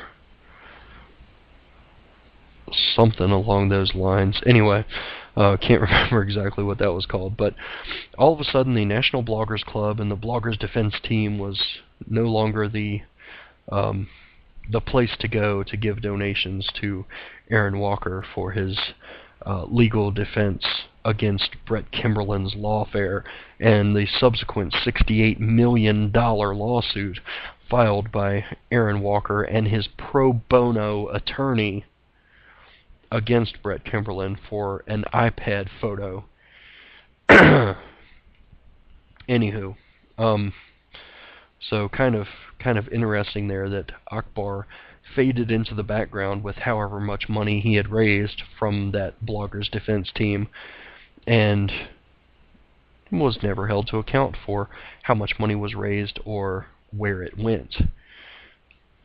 And Dan Backer, by the way, in case you need a little bit of backstory on him, and I'll get back into Ali in a few minutes. Let's see, Dan Backer was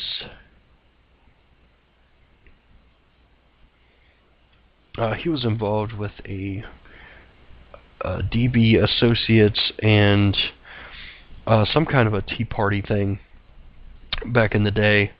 One of the many organizations and individuals that tried to hop aboard the Tea Party bandwagon and capitalize on it. And there are numerous groups to go around there. For anyone that was involved in the Tea Party movement from the very beginning, you saw very quickly how it went from Rick Santelli's rant on February 20th of 2009, I believe, to a week later having tea parties on February 27th all around the country.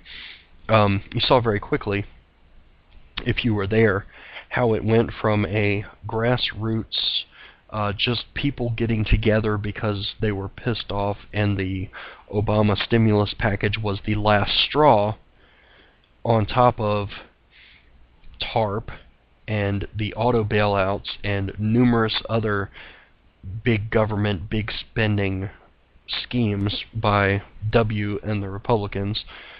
The Obama stimulus was the last straw on top of all of that. So it was grassroots people that just were pissed off about our economic prosperity being drained by these big government schemes. And you saw very quickly that by the time tax day rolled around and all of the tea parties around the country then, and especially by the July 4th round of tea parties, the movement had been fairly successfully, not exactly co-opted, but at least derailed to an extent by these hangers-on, these self-aggrandizers, these people who attempted to use the movement as a way to promote themselves and or the GOP financially and status-wise. But I digress. Let's see. So, what was... Okay, anyway, that's about all from the Paul Lemon post there, but he tied things up pretty nicely with all of these people coming into play to support this scheme, whether through ignorance or complicity.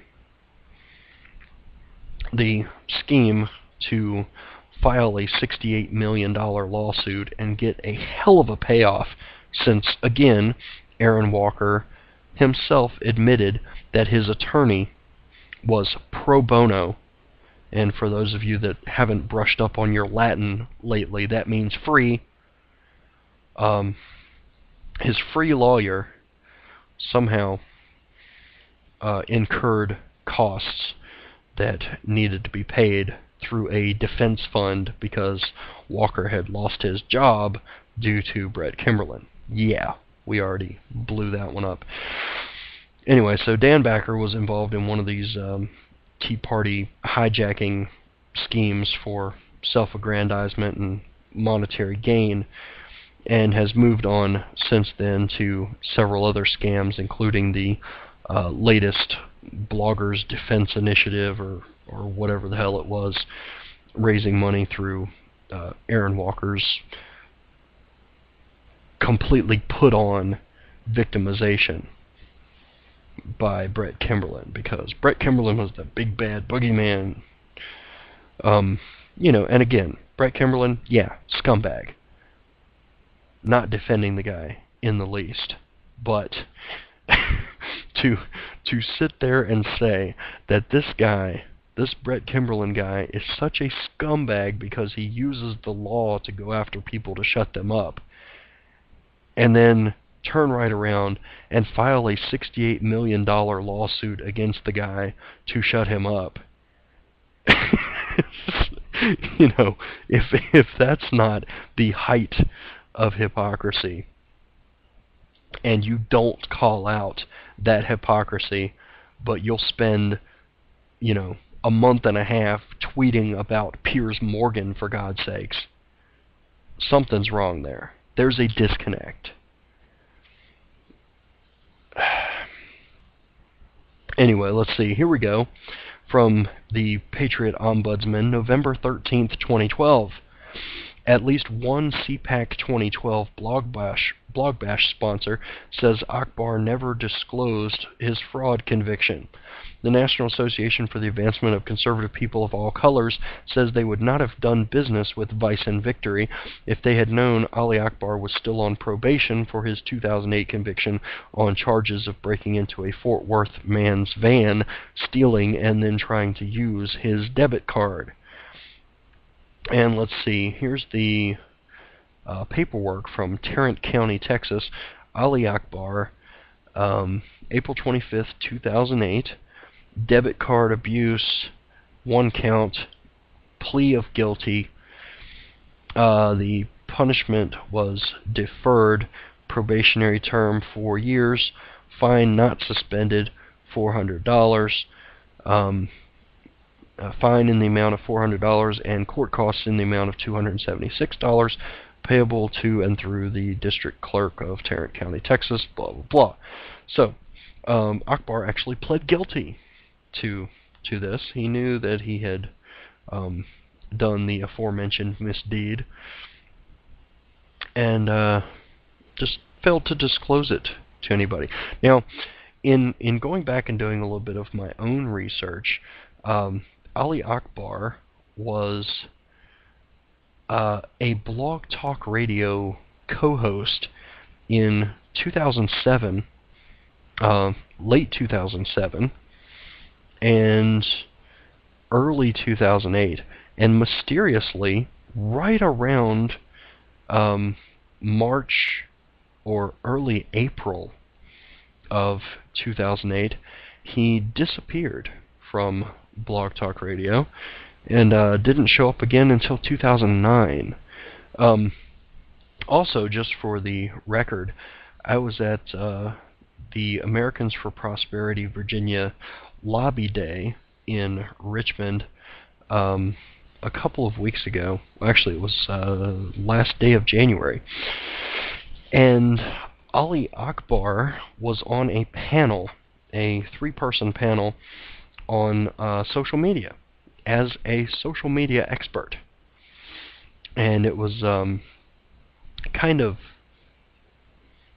funny to me that he was on this panel as a social media expert, because as far as I can tell, the guy has a Facebook page and a Twitter account.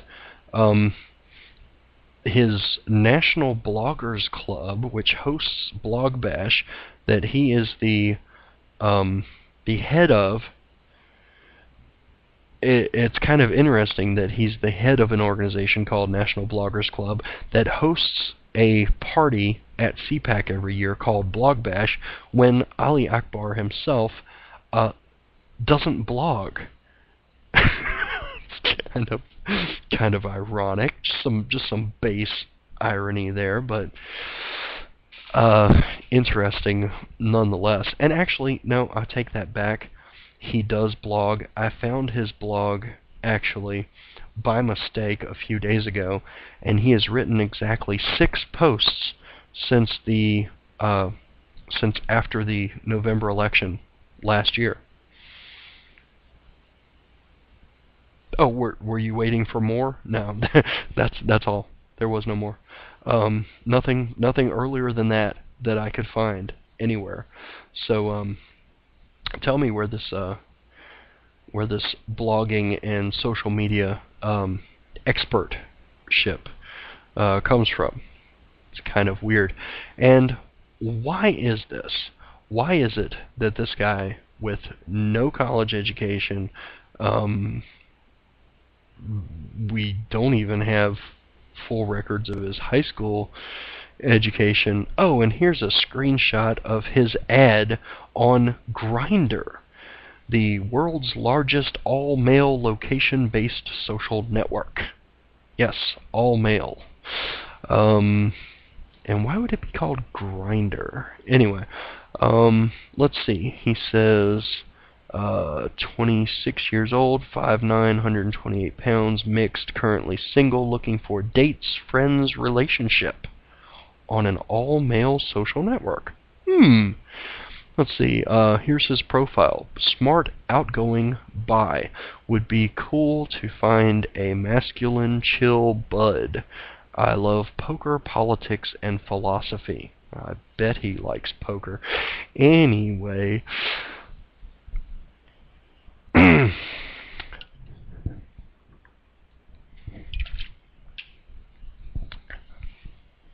Sorry, my throat was getting scratchy there. That wasn't a pause for dramatic effect or anything. So let's see. Larry Sinclair said that conservatives need to police their own ranks and be more honest in their dealings if they intend to hold liberal feet to the fire. Well, no joke.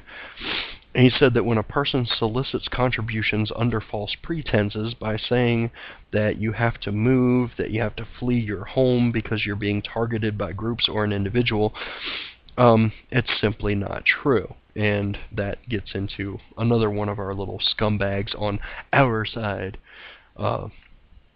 Lee Pornohan. But anyway, when your employer asks you to post on your website that your allegations and claims are not true to protect your employer, and you choose to exchange emails with them complaining that they are interrupting your time with your wife, and then you get bloviating blowhards like Michelle Malkin and some who have put their foot inside Breitbart.com trying to make names for themselves and get people involved in promoting something that simply is not the case, and you're fleecing people out of money to do it, you need to be called out on it. End quote. That's from Larry Sinclair there. Anyway. Oh yeah, no, it was just pointed out to me that Ali Akbar probably does not like poker. He probably prefers Pokem. So, thank you for that. Anyway, by the way, need we point out that Aaron Walker and Robert Stacey McCain, both of whom have claimed to be under extreme duress by this Brett Kimberlin guy, need we point out to them, because they happen to live in the Commonwealth of Virginia where I'm at, hey, we're not that far away, we're neighbors. Let's get some coffee sometime, guys. Anyway, yeah, let's look for that to happen. Not that I would be unwilling to show up at a coffee shop. I just don't think they would. So, raising money under false pretenses is a Class 4 felony in the Commonwealth of Virginia, punishable by no fewer than 2, but no more than 10 years in jail, and up to $100,000 in fines for each count. So, there you are. Now, if you donated money to any of these funds thinking that Aaron Walker had been victimized by Brett Kimberlin, maybe at this point, with the facts that have been presented so far in the show, you should be asking for a refund. And don't hold your breath waiting to receive it. Let's see.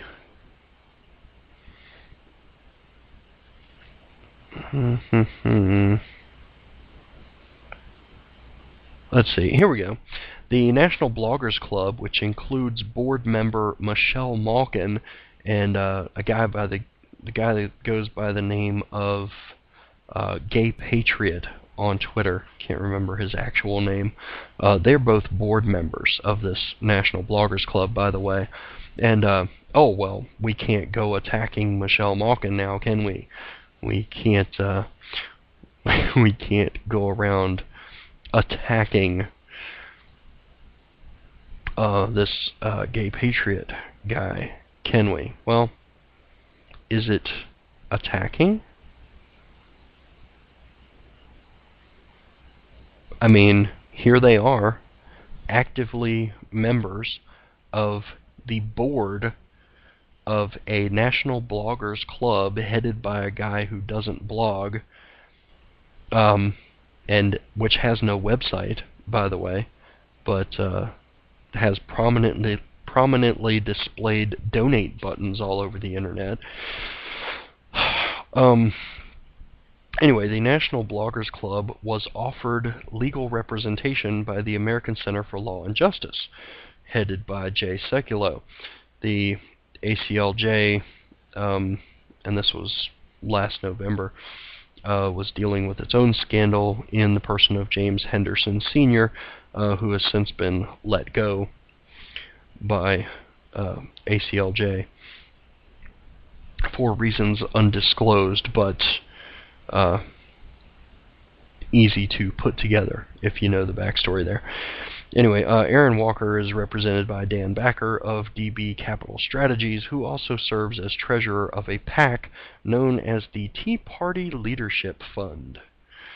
Walker is currently suing Kimberlin for revealing his name in public, saying it amounts to a terrorist threat. And by the way, Aaron Walker filed subsequent lawsuits in federal court and court in Virginia, both of which have been summarily dismissed. So, what does all of this amount to? Well, the fact that some of this stuff has been pointed out, let me see, I even pointed out myself last September over at foobar.thetrenches.us, the attacks by Ali Akbar, the felon. Well, let me just read it because I love the alliteration in this first sentence here. I'm a sucker for alliteration. Everyone's favorite felonious, flat-faced felcher and frequent freeloader, Ali Akbar, is at it again. Here we go. But this time he means business. No, not the kind where you actually provide a product or service and seek reimbursement for it. The other kind of business, in the idiomatic sense, as explained by dictionary.com, and I'm talking about the number 2 in their definition here, pun intended, do one's business, usually of an animal or child, to defecate or urinate.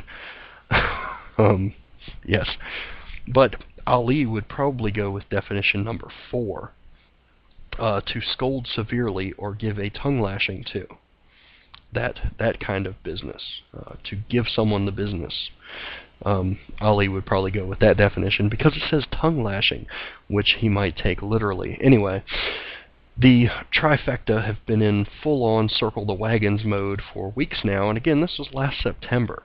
But DEFCON 4 was finally achieved as more people take the red pill, shake off the stupor of the personality passion play, and begin to ask probing questions. Oops, I said probing.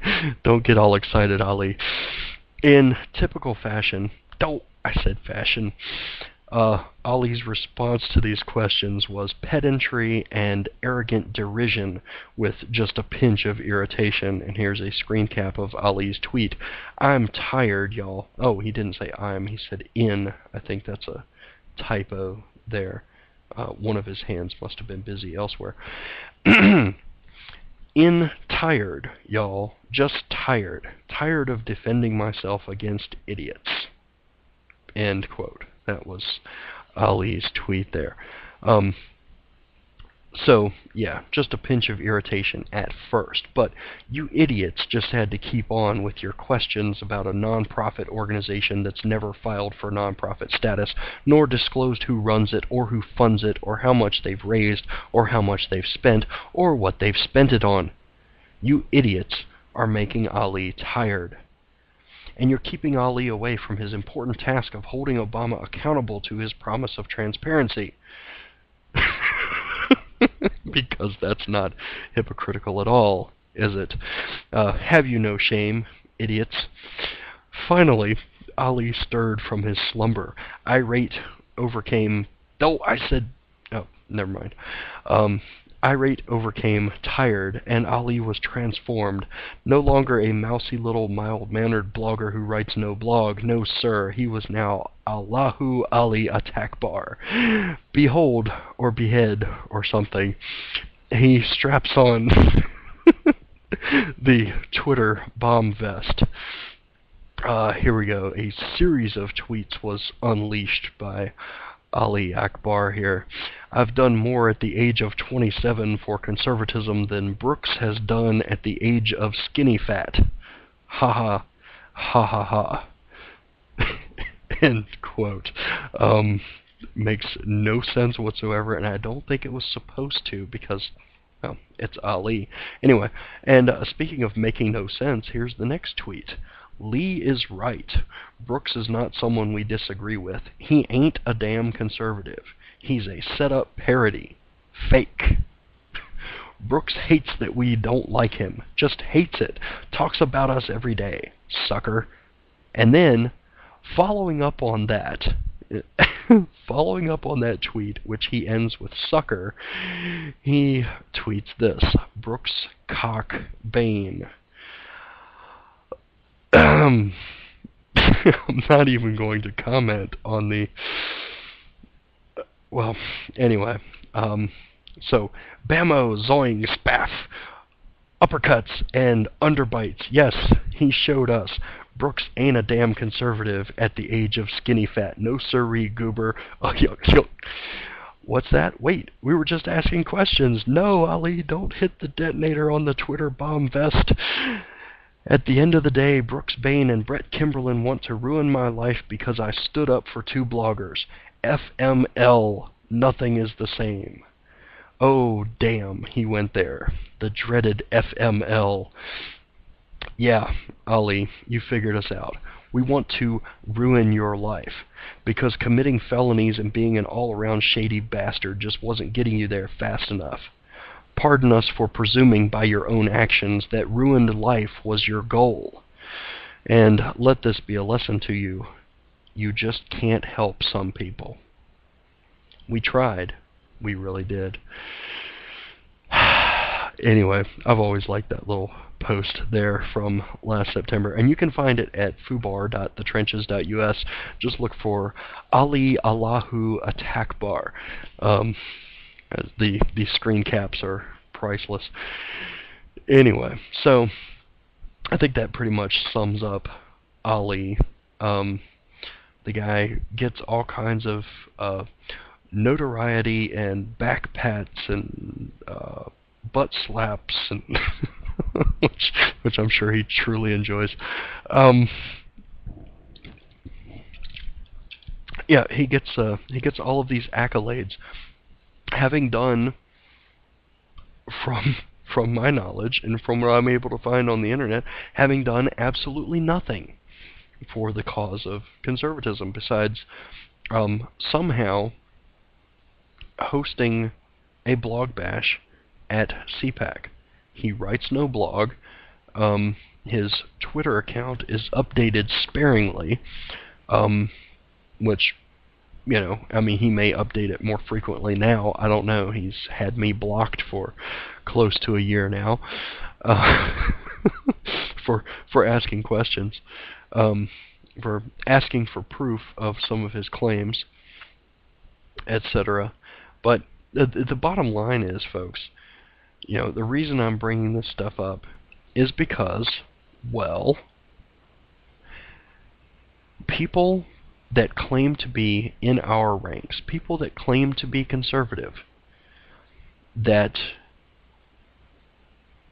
have done nothing for conservatism, do nothing to conserve our founding principles, which is what conservative means, you know, these kind of people are put on a pedestal by people on our side who should know better. They're placed on a pedestal, propped up, defended to the hilt. For what? The maintenance of a cult of personality? I mean, what else could it possibly be?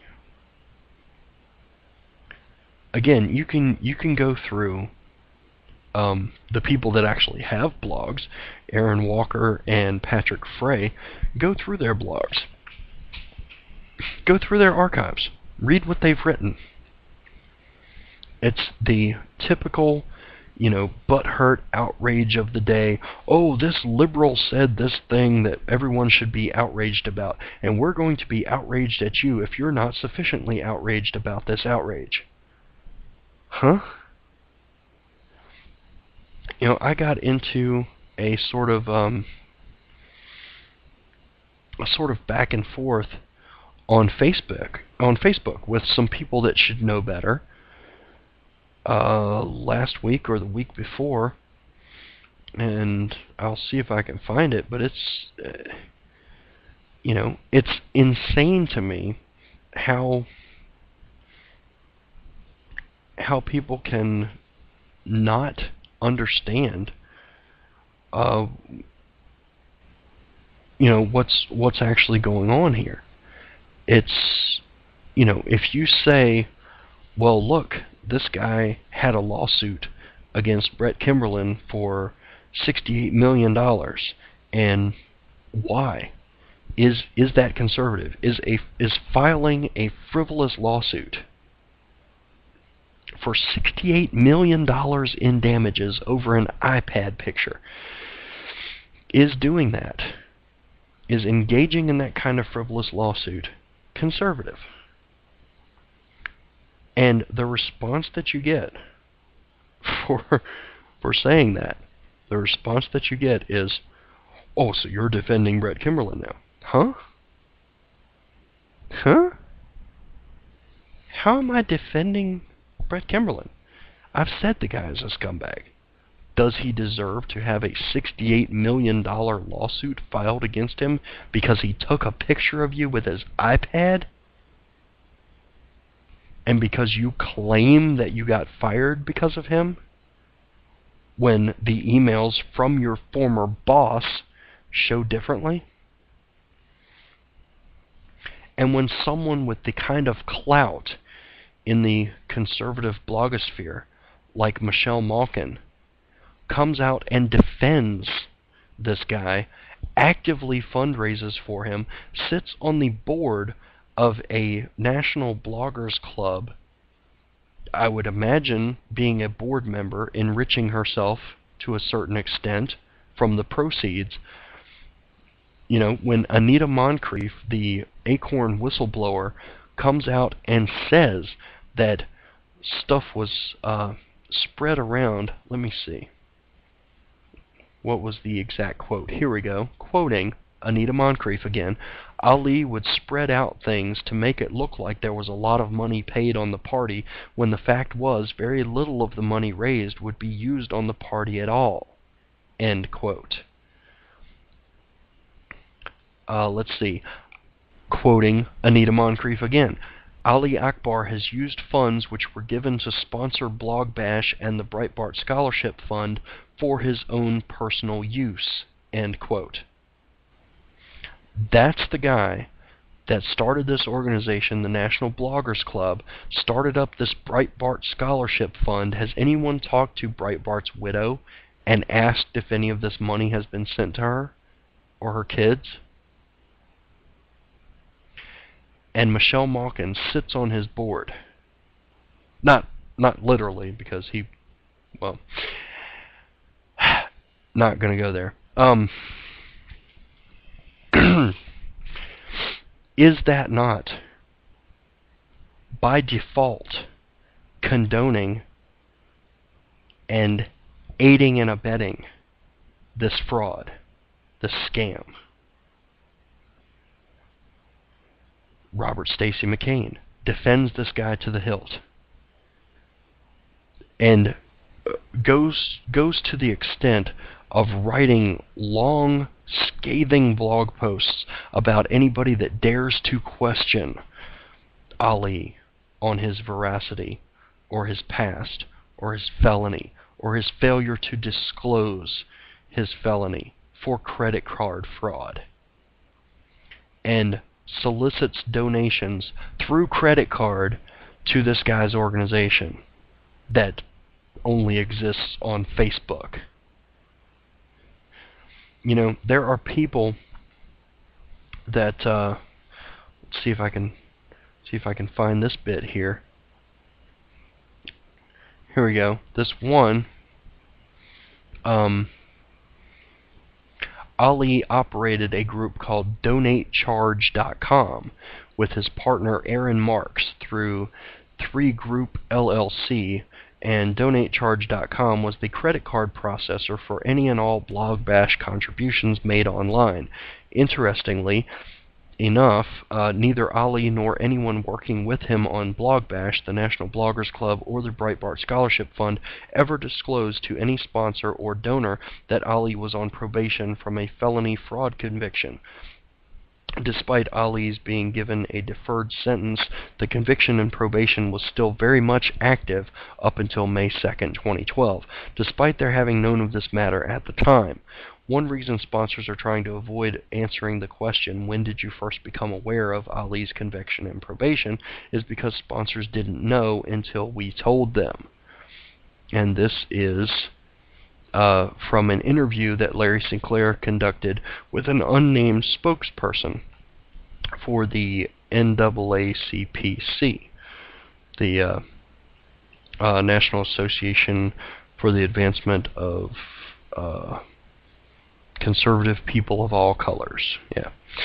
Anyway, one of the sponsors listed on the Blog Bash website of the Blog Bash at CPAC 2012, the NAACPC spoke with Sinclair News today. At the request of them, we have agreed to only publish the organization's name because they simply do not want to have this controversy adversely affect their other projects, which they say will not have any Akbar, Blog Bash, or National Bloggers Club association.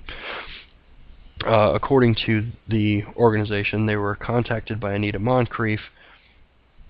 It seems that Anita may have been Akbar's best independent contracted employee for Blog Bash and asked if they would sponsor it at CPAC 2012. Ms. Moncrief, according to the NAACPC, told them Ali is in charge, but it was Moncrief who handled the agreement and who they worked with. The Blog Bash website lists them as a $750 sponsoring guest, but they were actually the NAACPC actually gave them $1,000. And the spokesman for the group was asked the following questions. Did anyone, Anita Moncrief or Ali Akbar, ever disclose to you that Ali was on probation out of Texas for a credit debit card fraud conviction before, during, or after your sponsorship of Blog Bash at CPAC 2012? Answer was no. Do you believe they should have been told about the probation and conviction at the time they were asked to sponsor it? Yes. Would they have agreed to be a sponsor if they had known? No. Were they ever told that their sponsorship fee would be used to launch a National Bloggers Club or be used for any purpose other than the Blog Bash party? No, we were told it was for Blog Bash. The only mention of National Bloggers Club was that as a sponsor we would receive National Bloggers Club membership and IDs, which we still have never received. Were you offered, promised by Miss Moncrief or Blog Bash? What were you offered or promised for your sponsorship? Our name and logo on the Blog Bash website, which actually exists. Yeah, there is a website for Blog Bash, strangely enough, but not National Bloggers Club, which hosts the Blog Bash. pretty funny there. Let's see, they were also offered advanced access to the agenda, advanced access to the event, introduction to popular bloggers by Anita, one piece of paper inserted into the gift bags. They were promised to be promoted and to have bloggers promote their site and events. Anita told us we could pay $1,000 instead of $750 or $4,000, and we would be provided the items which we wanted as a sponsor. Question: did the NAACPC receive what it was promised in exchange for its sponsorship? No. We were promised that as a sponsor we would be introduced to and given access to the Blog Bash bloggers list. When we asked for a copy of the bloggers list and contact info, we were told that we had to have donated $10,000 or more to be given the bloggers list. We were asked who we wanted to be introduced to, and we were told we would be introduced to those individuals by Anita. We tried to pass out flyers and info on our group, and were told at the event that we could not pass anything out. Our name and logo never was displayed as was promised. We were not allowed to distribute any information about us at the event. That's interesting. Now the question, who were you seeking to be introduced to, and who were you promised an introduction to? Answer: we asked to meet Foster Fries, Michelle Malkin, Pamela Geller, Hugh Hewitt, Andrew Breitbart. We had been introduced to Andrew earlier by Steve Bannon, Town Hall, Hot Air, Red State, and National Review. At the event, we were told the introduction would not be able to take place, but that we would be introduced at a later date and time, and would be emailed later. No such email was ever received, and none of the promised introductions were ever made. Well now, that's quite interesting, isn't it? Continuing. Question: are you telling us that one of the benefits to your sponsorship was that your group would be introduced to individuals and organizations by Anita and Ali. Yes. We were promised an introduction to Foster Freeze and Michelle Malkin for sure. Do you remember if Malkin was there? Answer, Michelle Malkin was not at Blog Bash at CPAC 2012. As for her being at CPAC at all, we can only say we didn't see her. So they were promised for their $1,000, which was listed on the website as $750, they were promised an introduction to Michelle Malkin, who was not even there at Blog Bash in 2012. I mean, what more do you need, folks? The National Bloggers Club, Blog Bash, is a complete and total scam.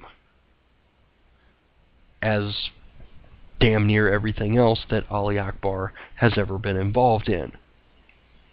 I listened to an interesting show from Blog Talk Radio earlier this week where a couple of people said that in Texas in early 2008, as a matter of fact, Ali Akbar was a member of the John McCain for President campaign at the state level in Texas, and told them in a meeting, in a personal meeting, that he had an idea to rig voting machines in Texas. Now, whether or not that has been confirmed since, I don't know. I'm attempting to contact the two people that swore up and down that this is what Ali said in that meeting. I mean, you're talking voter fraud? That's another felony, isn't it? As a matter of fact, they said during the conversation, Ali told them, well, yeah, it would probably amount to a felony, but this is what we're going to do. As a member of the McCain campaign. Now, immediately after that allegation came out, the McCain campaign said, oh, no, he's not affiliated with us. Anyway, and I did verify at least that portion of it. The timing was at least coincidental, shall we say. Anyway, so there you go, folks. I mean, this Ali guy, convicted felon, fraudster, scammer, Lee Stranahan, proven scammer, Aaron Walker, and Patrick Frey, and Robert Stacy McCain, all involved in this scamming.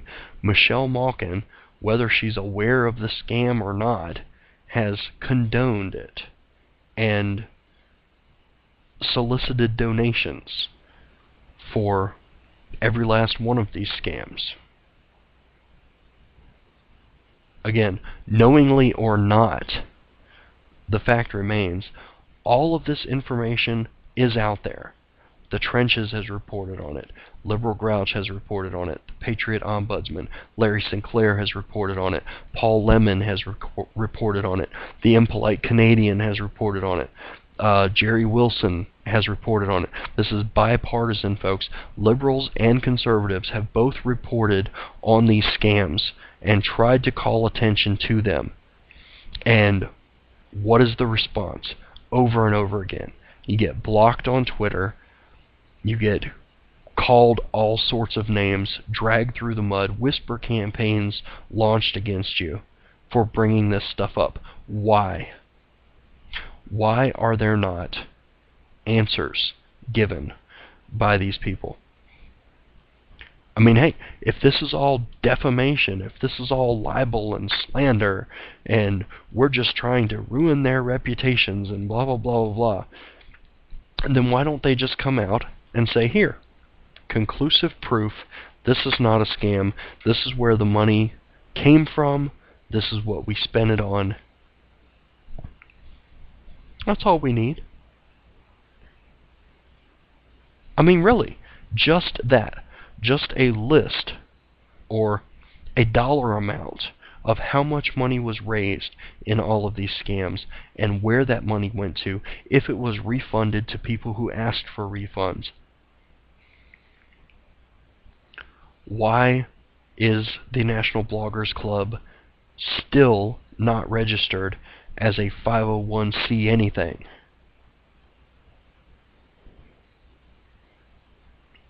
Why do they still only have a Facebook page? Why does Lee Stranahan say, oh, well, this $600 that we raised through Kickstarter to make this film about the little green footballs guy, what's his name, Charlie Johnson, this money that I raised through Kickstarter to make this film, well, the reason I haven't made the film yet is because, well, I'm still working on it. You know, I mean, how much more do you need, folks, before you realize this is not promoting infighting?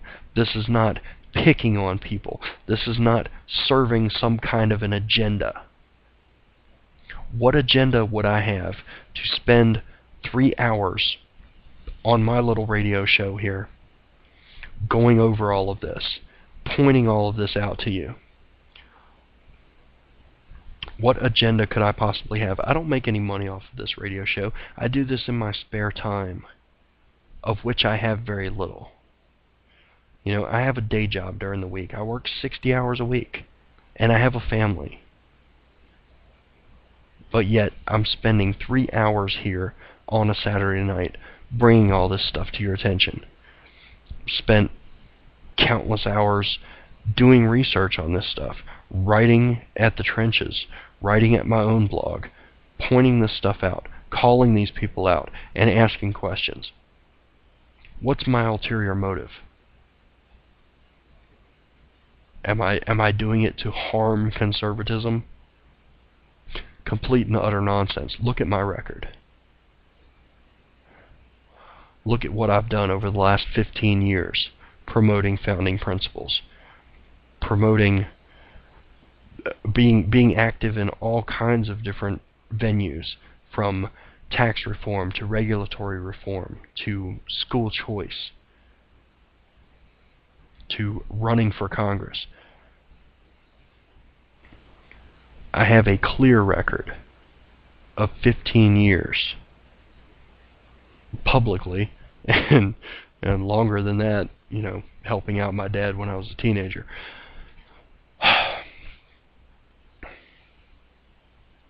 Of promoting founding principles, promoting the Constitution. What agenda could I possibly have to go after these people, to call them out, other than to point out to other conservatives, hey, you're being duped here, be more careful. You know, and isn't that the bottom line?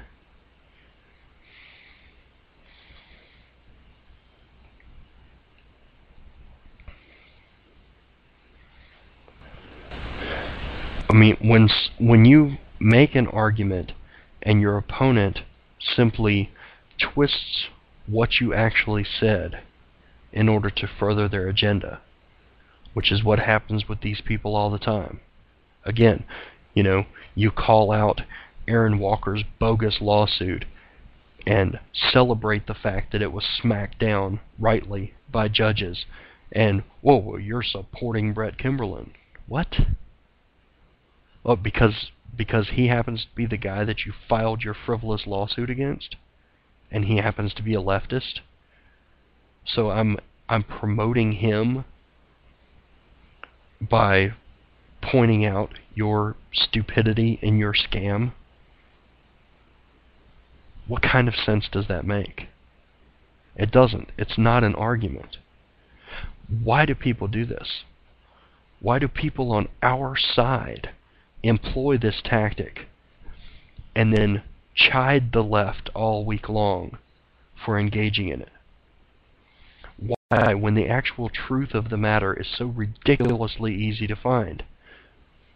Again, you can find all of this stuff about Akbar and Walker and Frey and Stranahan.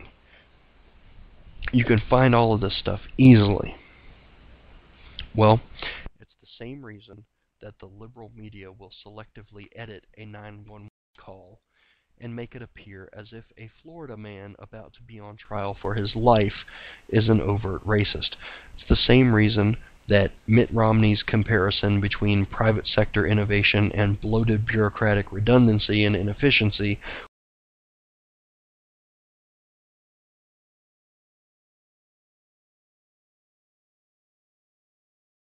at that point, Mitt Romney was exactly right when he went to that Wawa.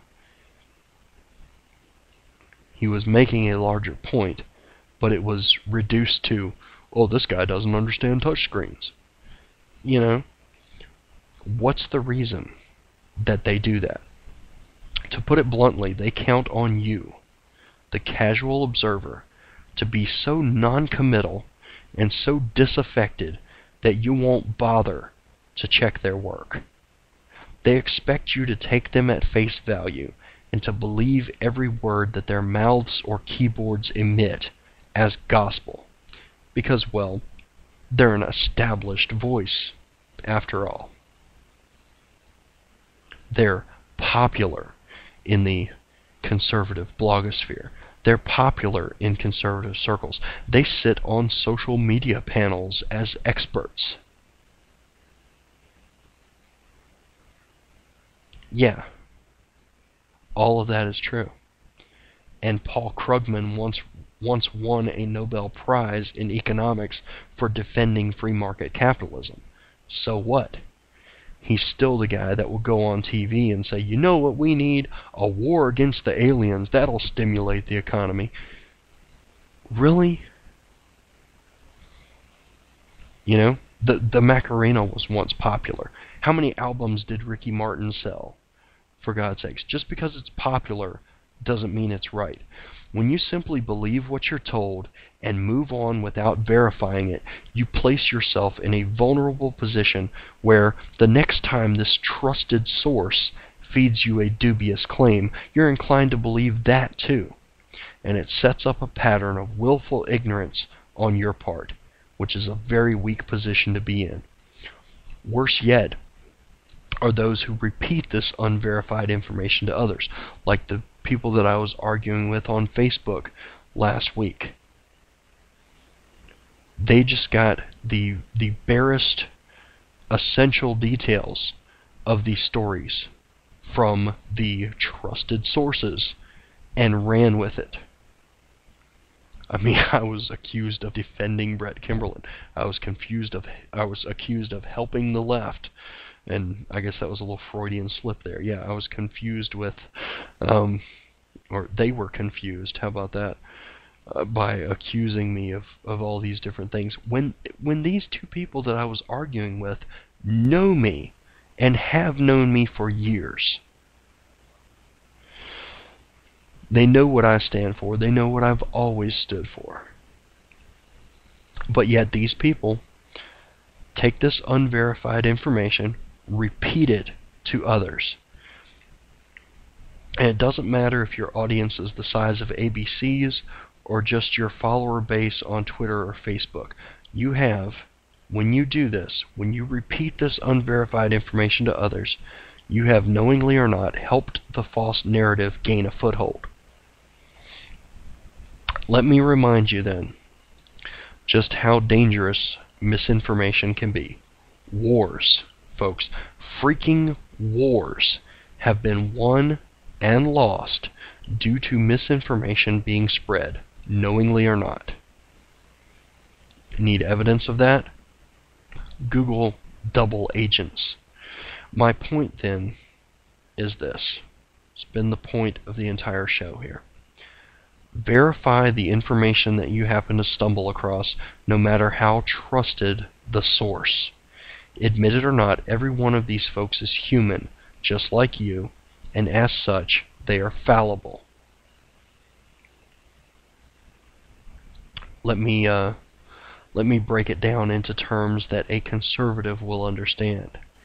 Have you ever gotten an email detailing some bizarre executive order signed by Barack Obama that will completely strip you of some fundamental liberty or another?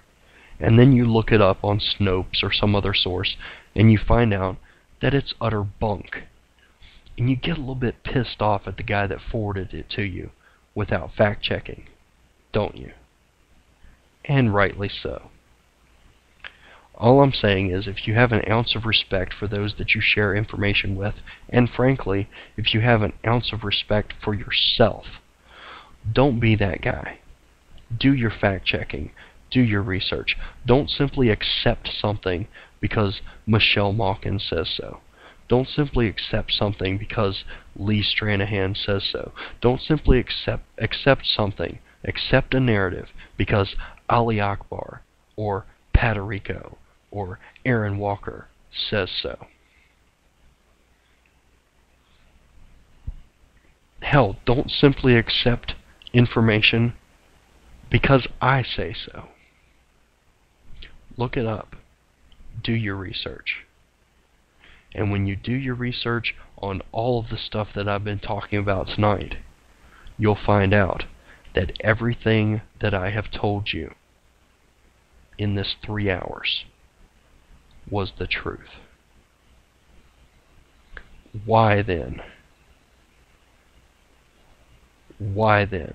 are people on quote-unquote our side fomenting the opposite of that truth? What's their agenda? What's their motivation?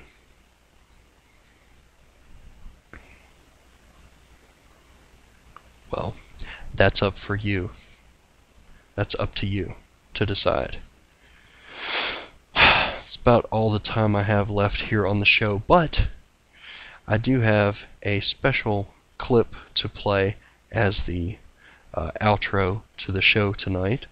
A little point to ponder from Andrew Klavan about the tactics of the left, and see if any of this sounds familiar.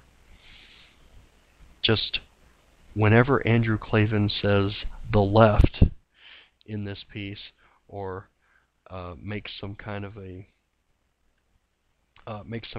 argument and then gives you the leftist argument,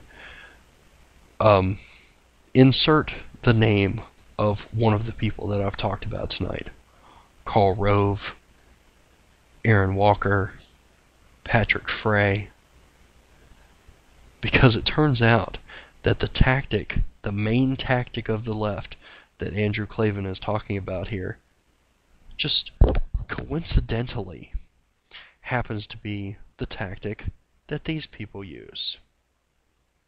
It's gotta be just a complete coincidence, right? Right?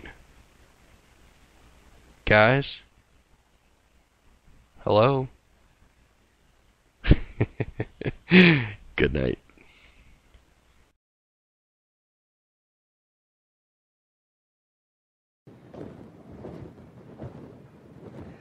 Hi, this is Andrew Klavan on The Culture. Some conservatives are arguing that the beginning of the Obama era has been a disaster. They argue that the president's soft approach to tyrants overseas has elicited predictable displays of aggression, boding far worse to come. They feel the president's high-blown ethical rhetoric has given way to his appointments of political hacks. And of course, there's the gazillion dollars in spending and taxation that conservatives feel is a radical attempt to destroy our free market system. That's the conservative argument. But today I'd like to explain the liberal argument. Shut up. Shut up is the central rationale behind the leftist program. We've heard it expanded upon recently by Democrat bigwigs who want to bring back some version of the misnamed fairness doctrine to try to knock guys like Rush Limbaugh and Sean Hannity off the air. See, Rush and Sean argue forcefully against liberal policies, and Democrats want to explain to them, shut up. A book called A Manifesto for Media Freedom by my City Journal pal Brian C. Anderson and Adam D. Theurer describes how high-level Dems also support a plan with another Orwellian name, net neutrality it's called, that would try to force conservatives to shut up online as well. But even if the left can't turn shut up into law, they've worked hard over the years to make it the custom of the country. It's the essence of politically correct phraseology and university speech codes. Say it our way or shut up. It's inherent in the media's demonization of conservative commentators, the way they try to turn names like Limbaugh and Ann Coulter into bywords for intolerance so they'll just shut up. And why were there more than half a dozen movies attacking the war on terror and not one in support of it? Oh, wait, I know. Shut up. The left here has been making the shut up argument at least since the 70s, when it became clear that all their other arguments had failed. Since it was the only argument remaining to them, they had to invent different ways to say it. If you pointed out that their weakness allowed the murderous tyranny of communism to expand, for instance, well, you were a McCarthyite. Shut up. If you proved that their leniency toward criminals turned our cities into cesspools, you were a fascist. Shut up. When you pointed out that their welfare policies destroyed black families and created a social disaster of vast proportions, you were a racist, a sexist, uncivil, worse than Hitler. All just different ways of saying, shut up. All around the world, as leftism has failed everywhere, shut-uppery has been called to its defense. The full-blown leftists, the communists, say shut up with prisons and guns. But Western leftists, laboring under traditions of freedom, are subtler. In Europe, they've had more than 50 years of the sort of soft socialism the Democrats are now bringing here. Their anti-individualist, anti-religious, and anti-patriotic policies have so sapped the energies of the European nations that the continent's once great cultures are now flaccid and passive, fit for nothing but to be conquered in slow motion by the violent, intolerant Islamist invader within. But when people like Ayaan Hirsi Ali, Geert Wilders, or Oriana Fallaci have the temerity to decry the left's empowerment of Islamist hatefulness, they're the ones brought up on charges of being hateful, not because they're speaking falsely, mind you, but because shut up. So now, the left is in charge of America, and shut up is on the march. Watch for that fairness doctrine. Beware of net neutrality. Pay attention to the ways the liberal mainstream news media distort, mock, insult, and exclude the conservative opposition. Listen to the people they don't want you to listen to. And whatever you do, don't shut up. This is Andrew Klavan on The Culture.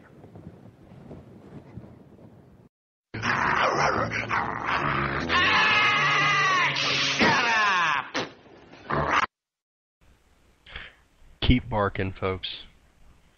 Until next week. Keep barking. Good night.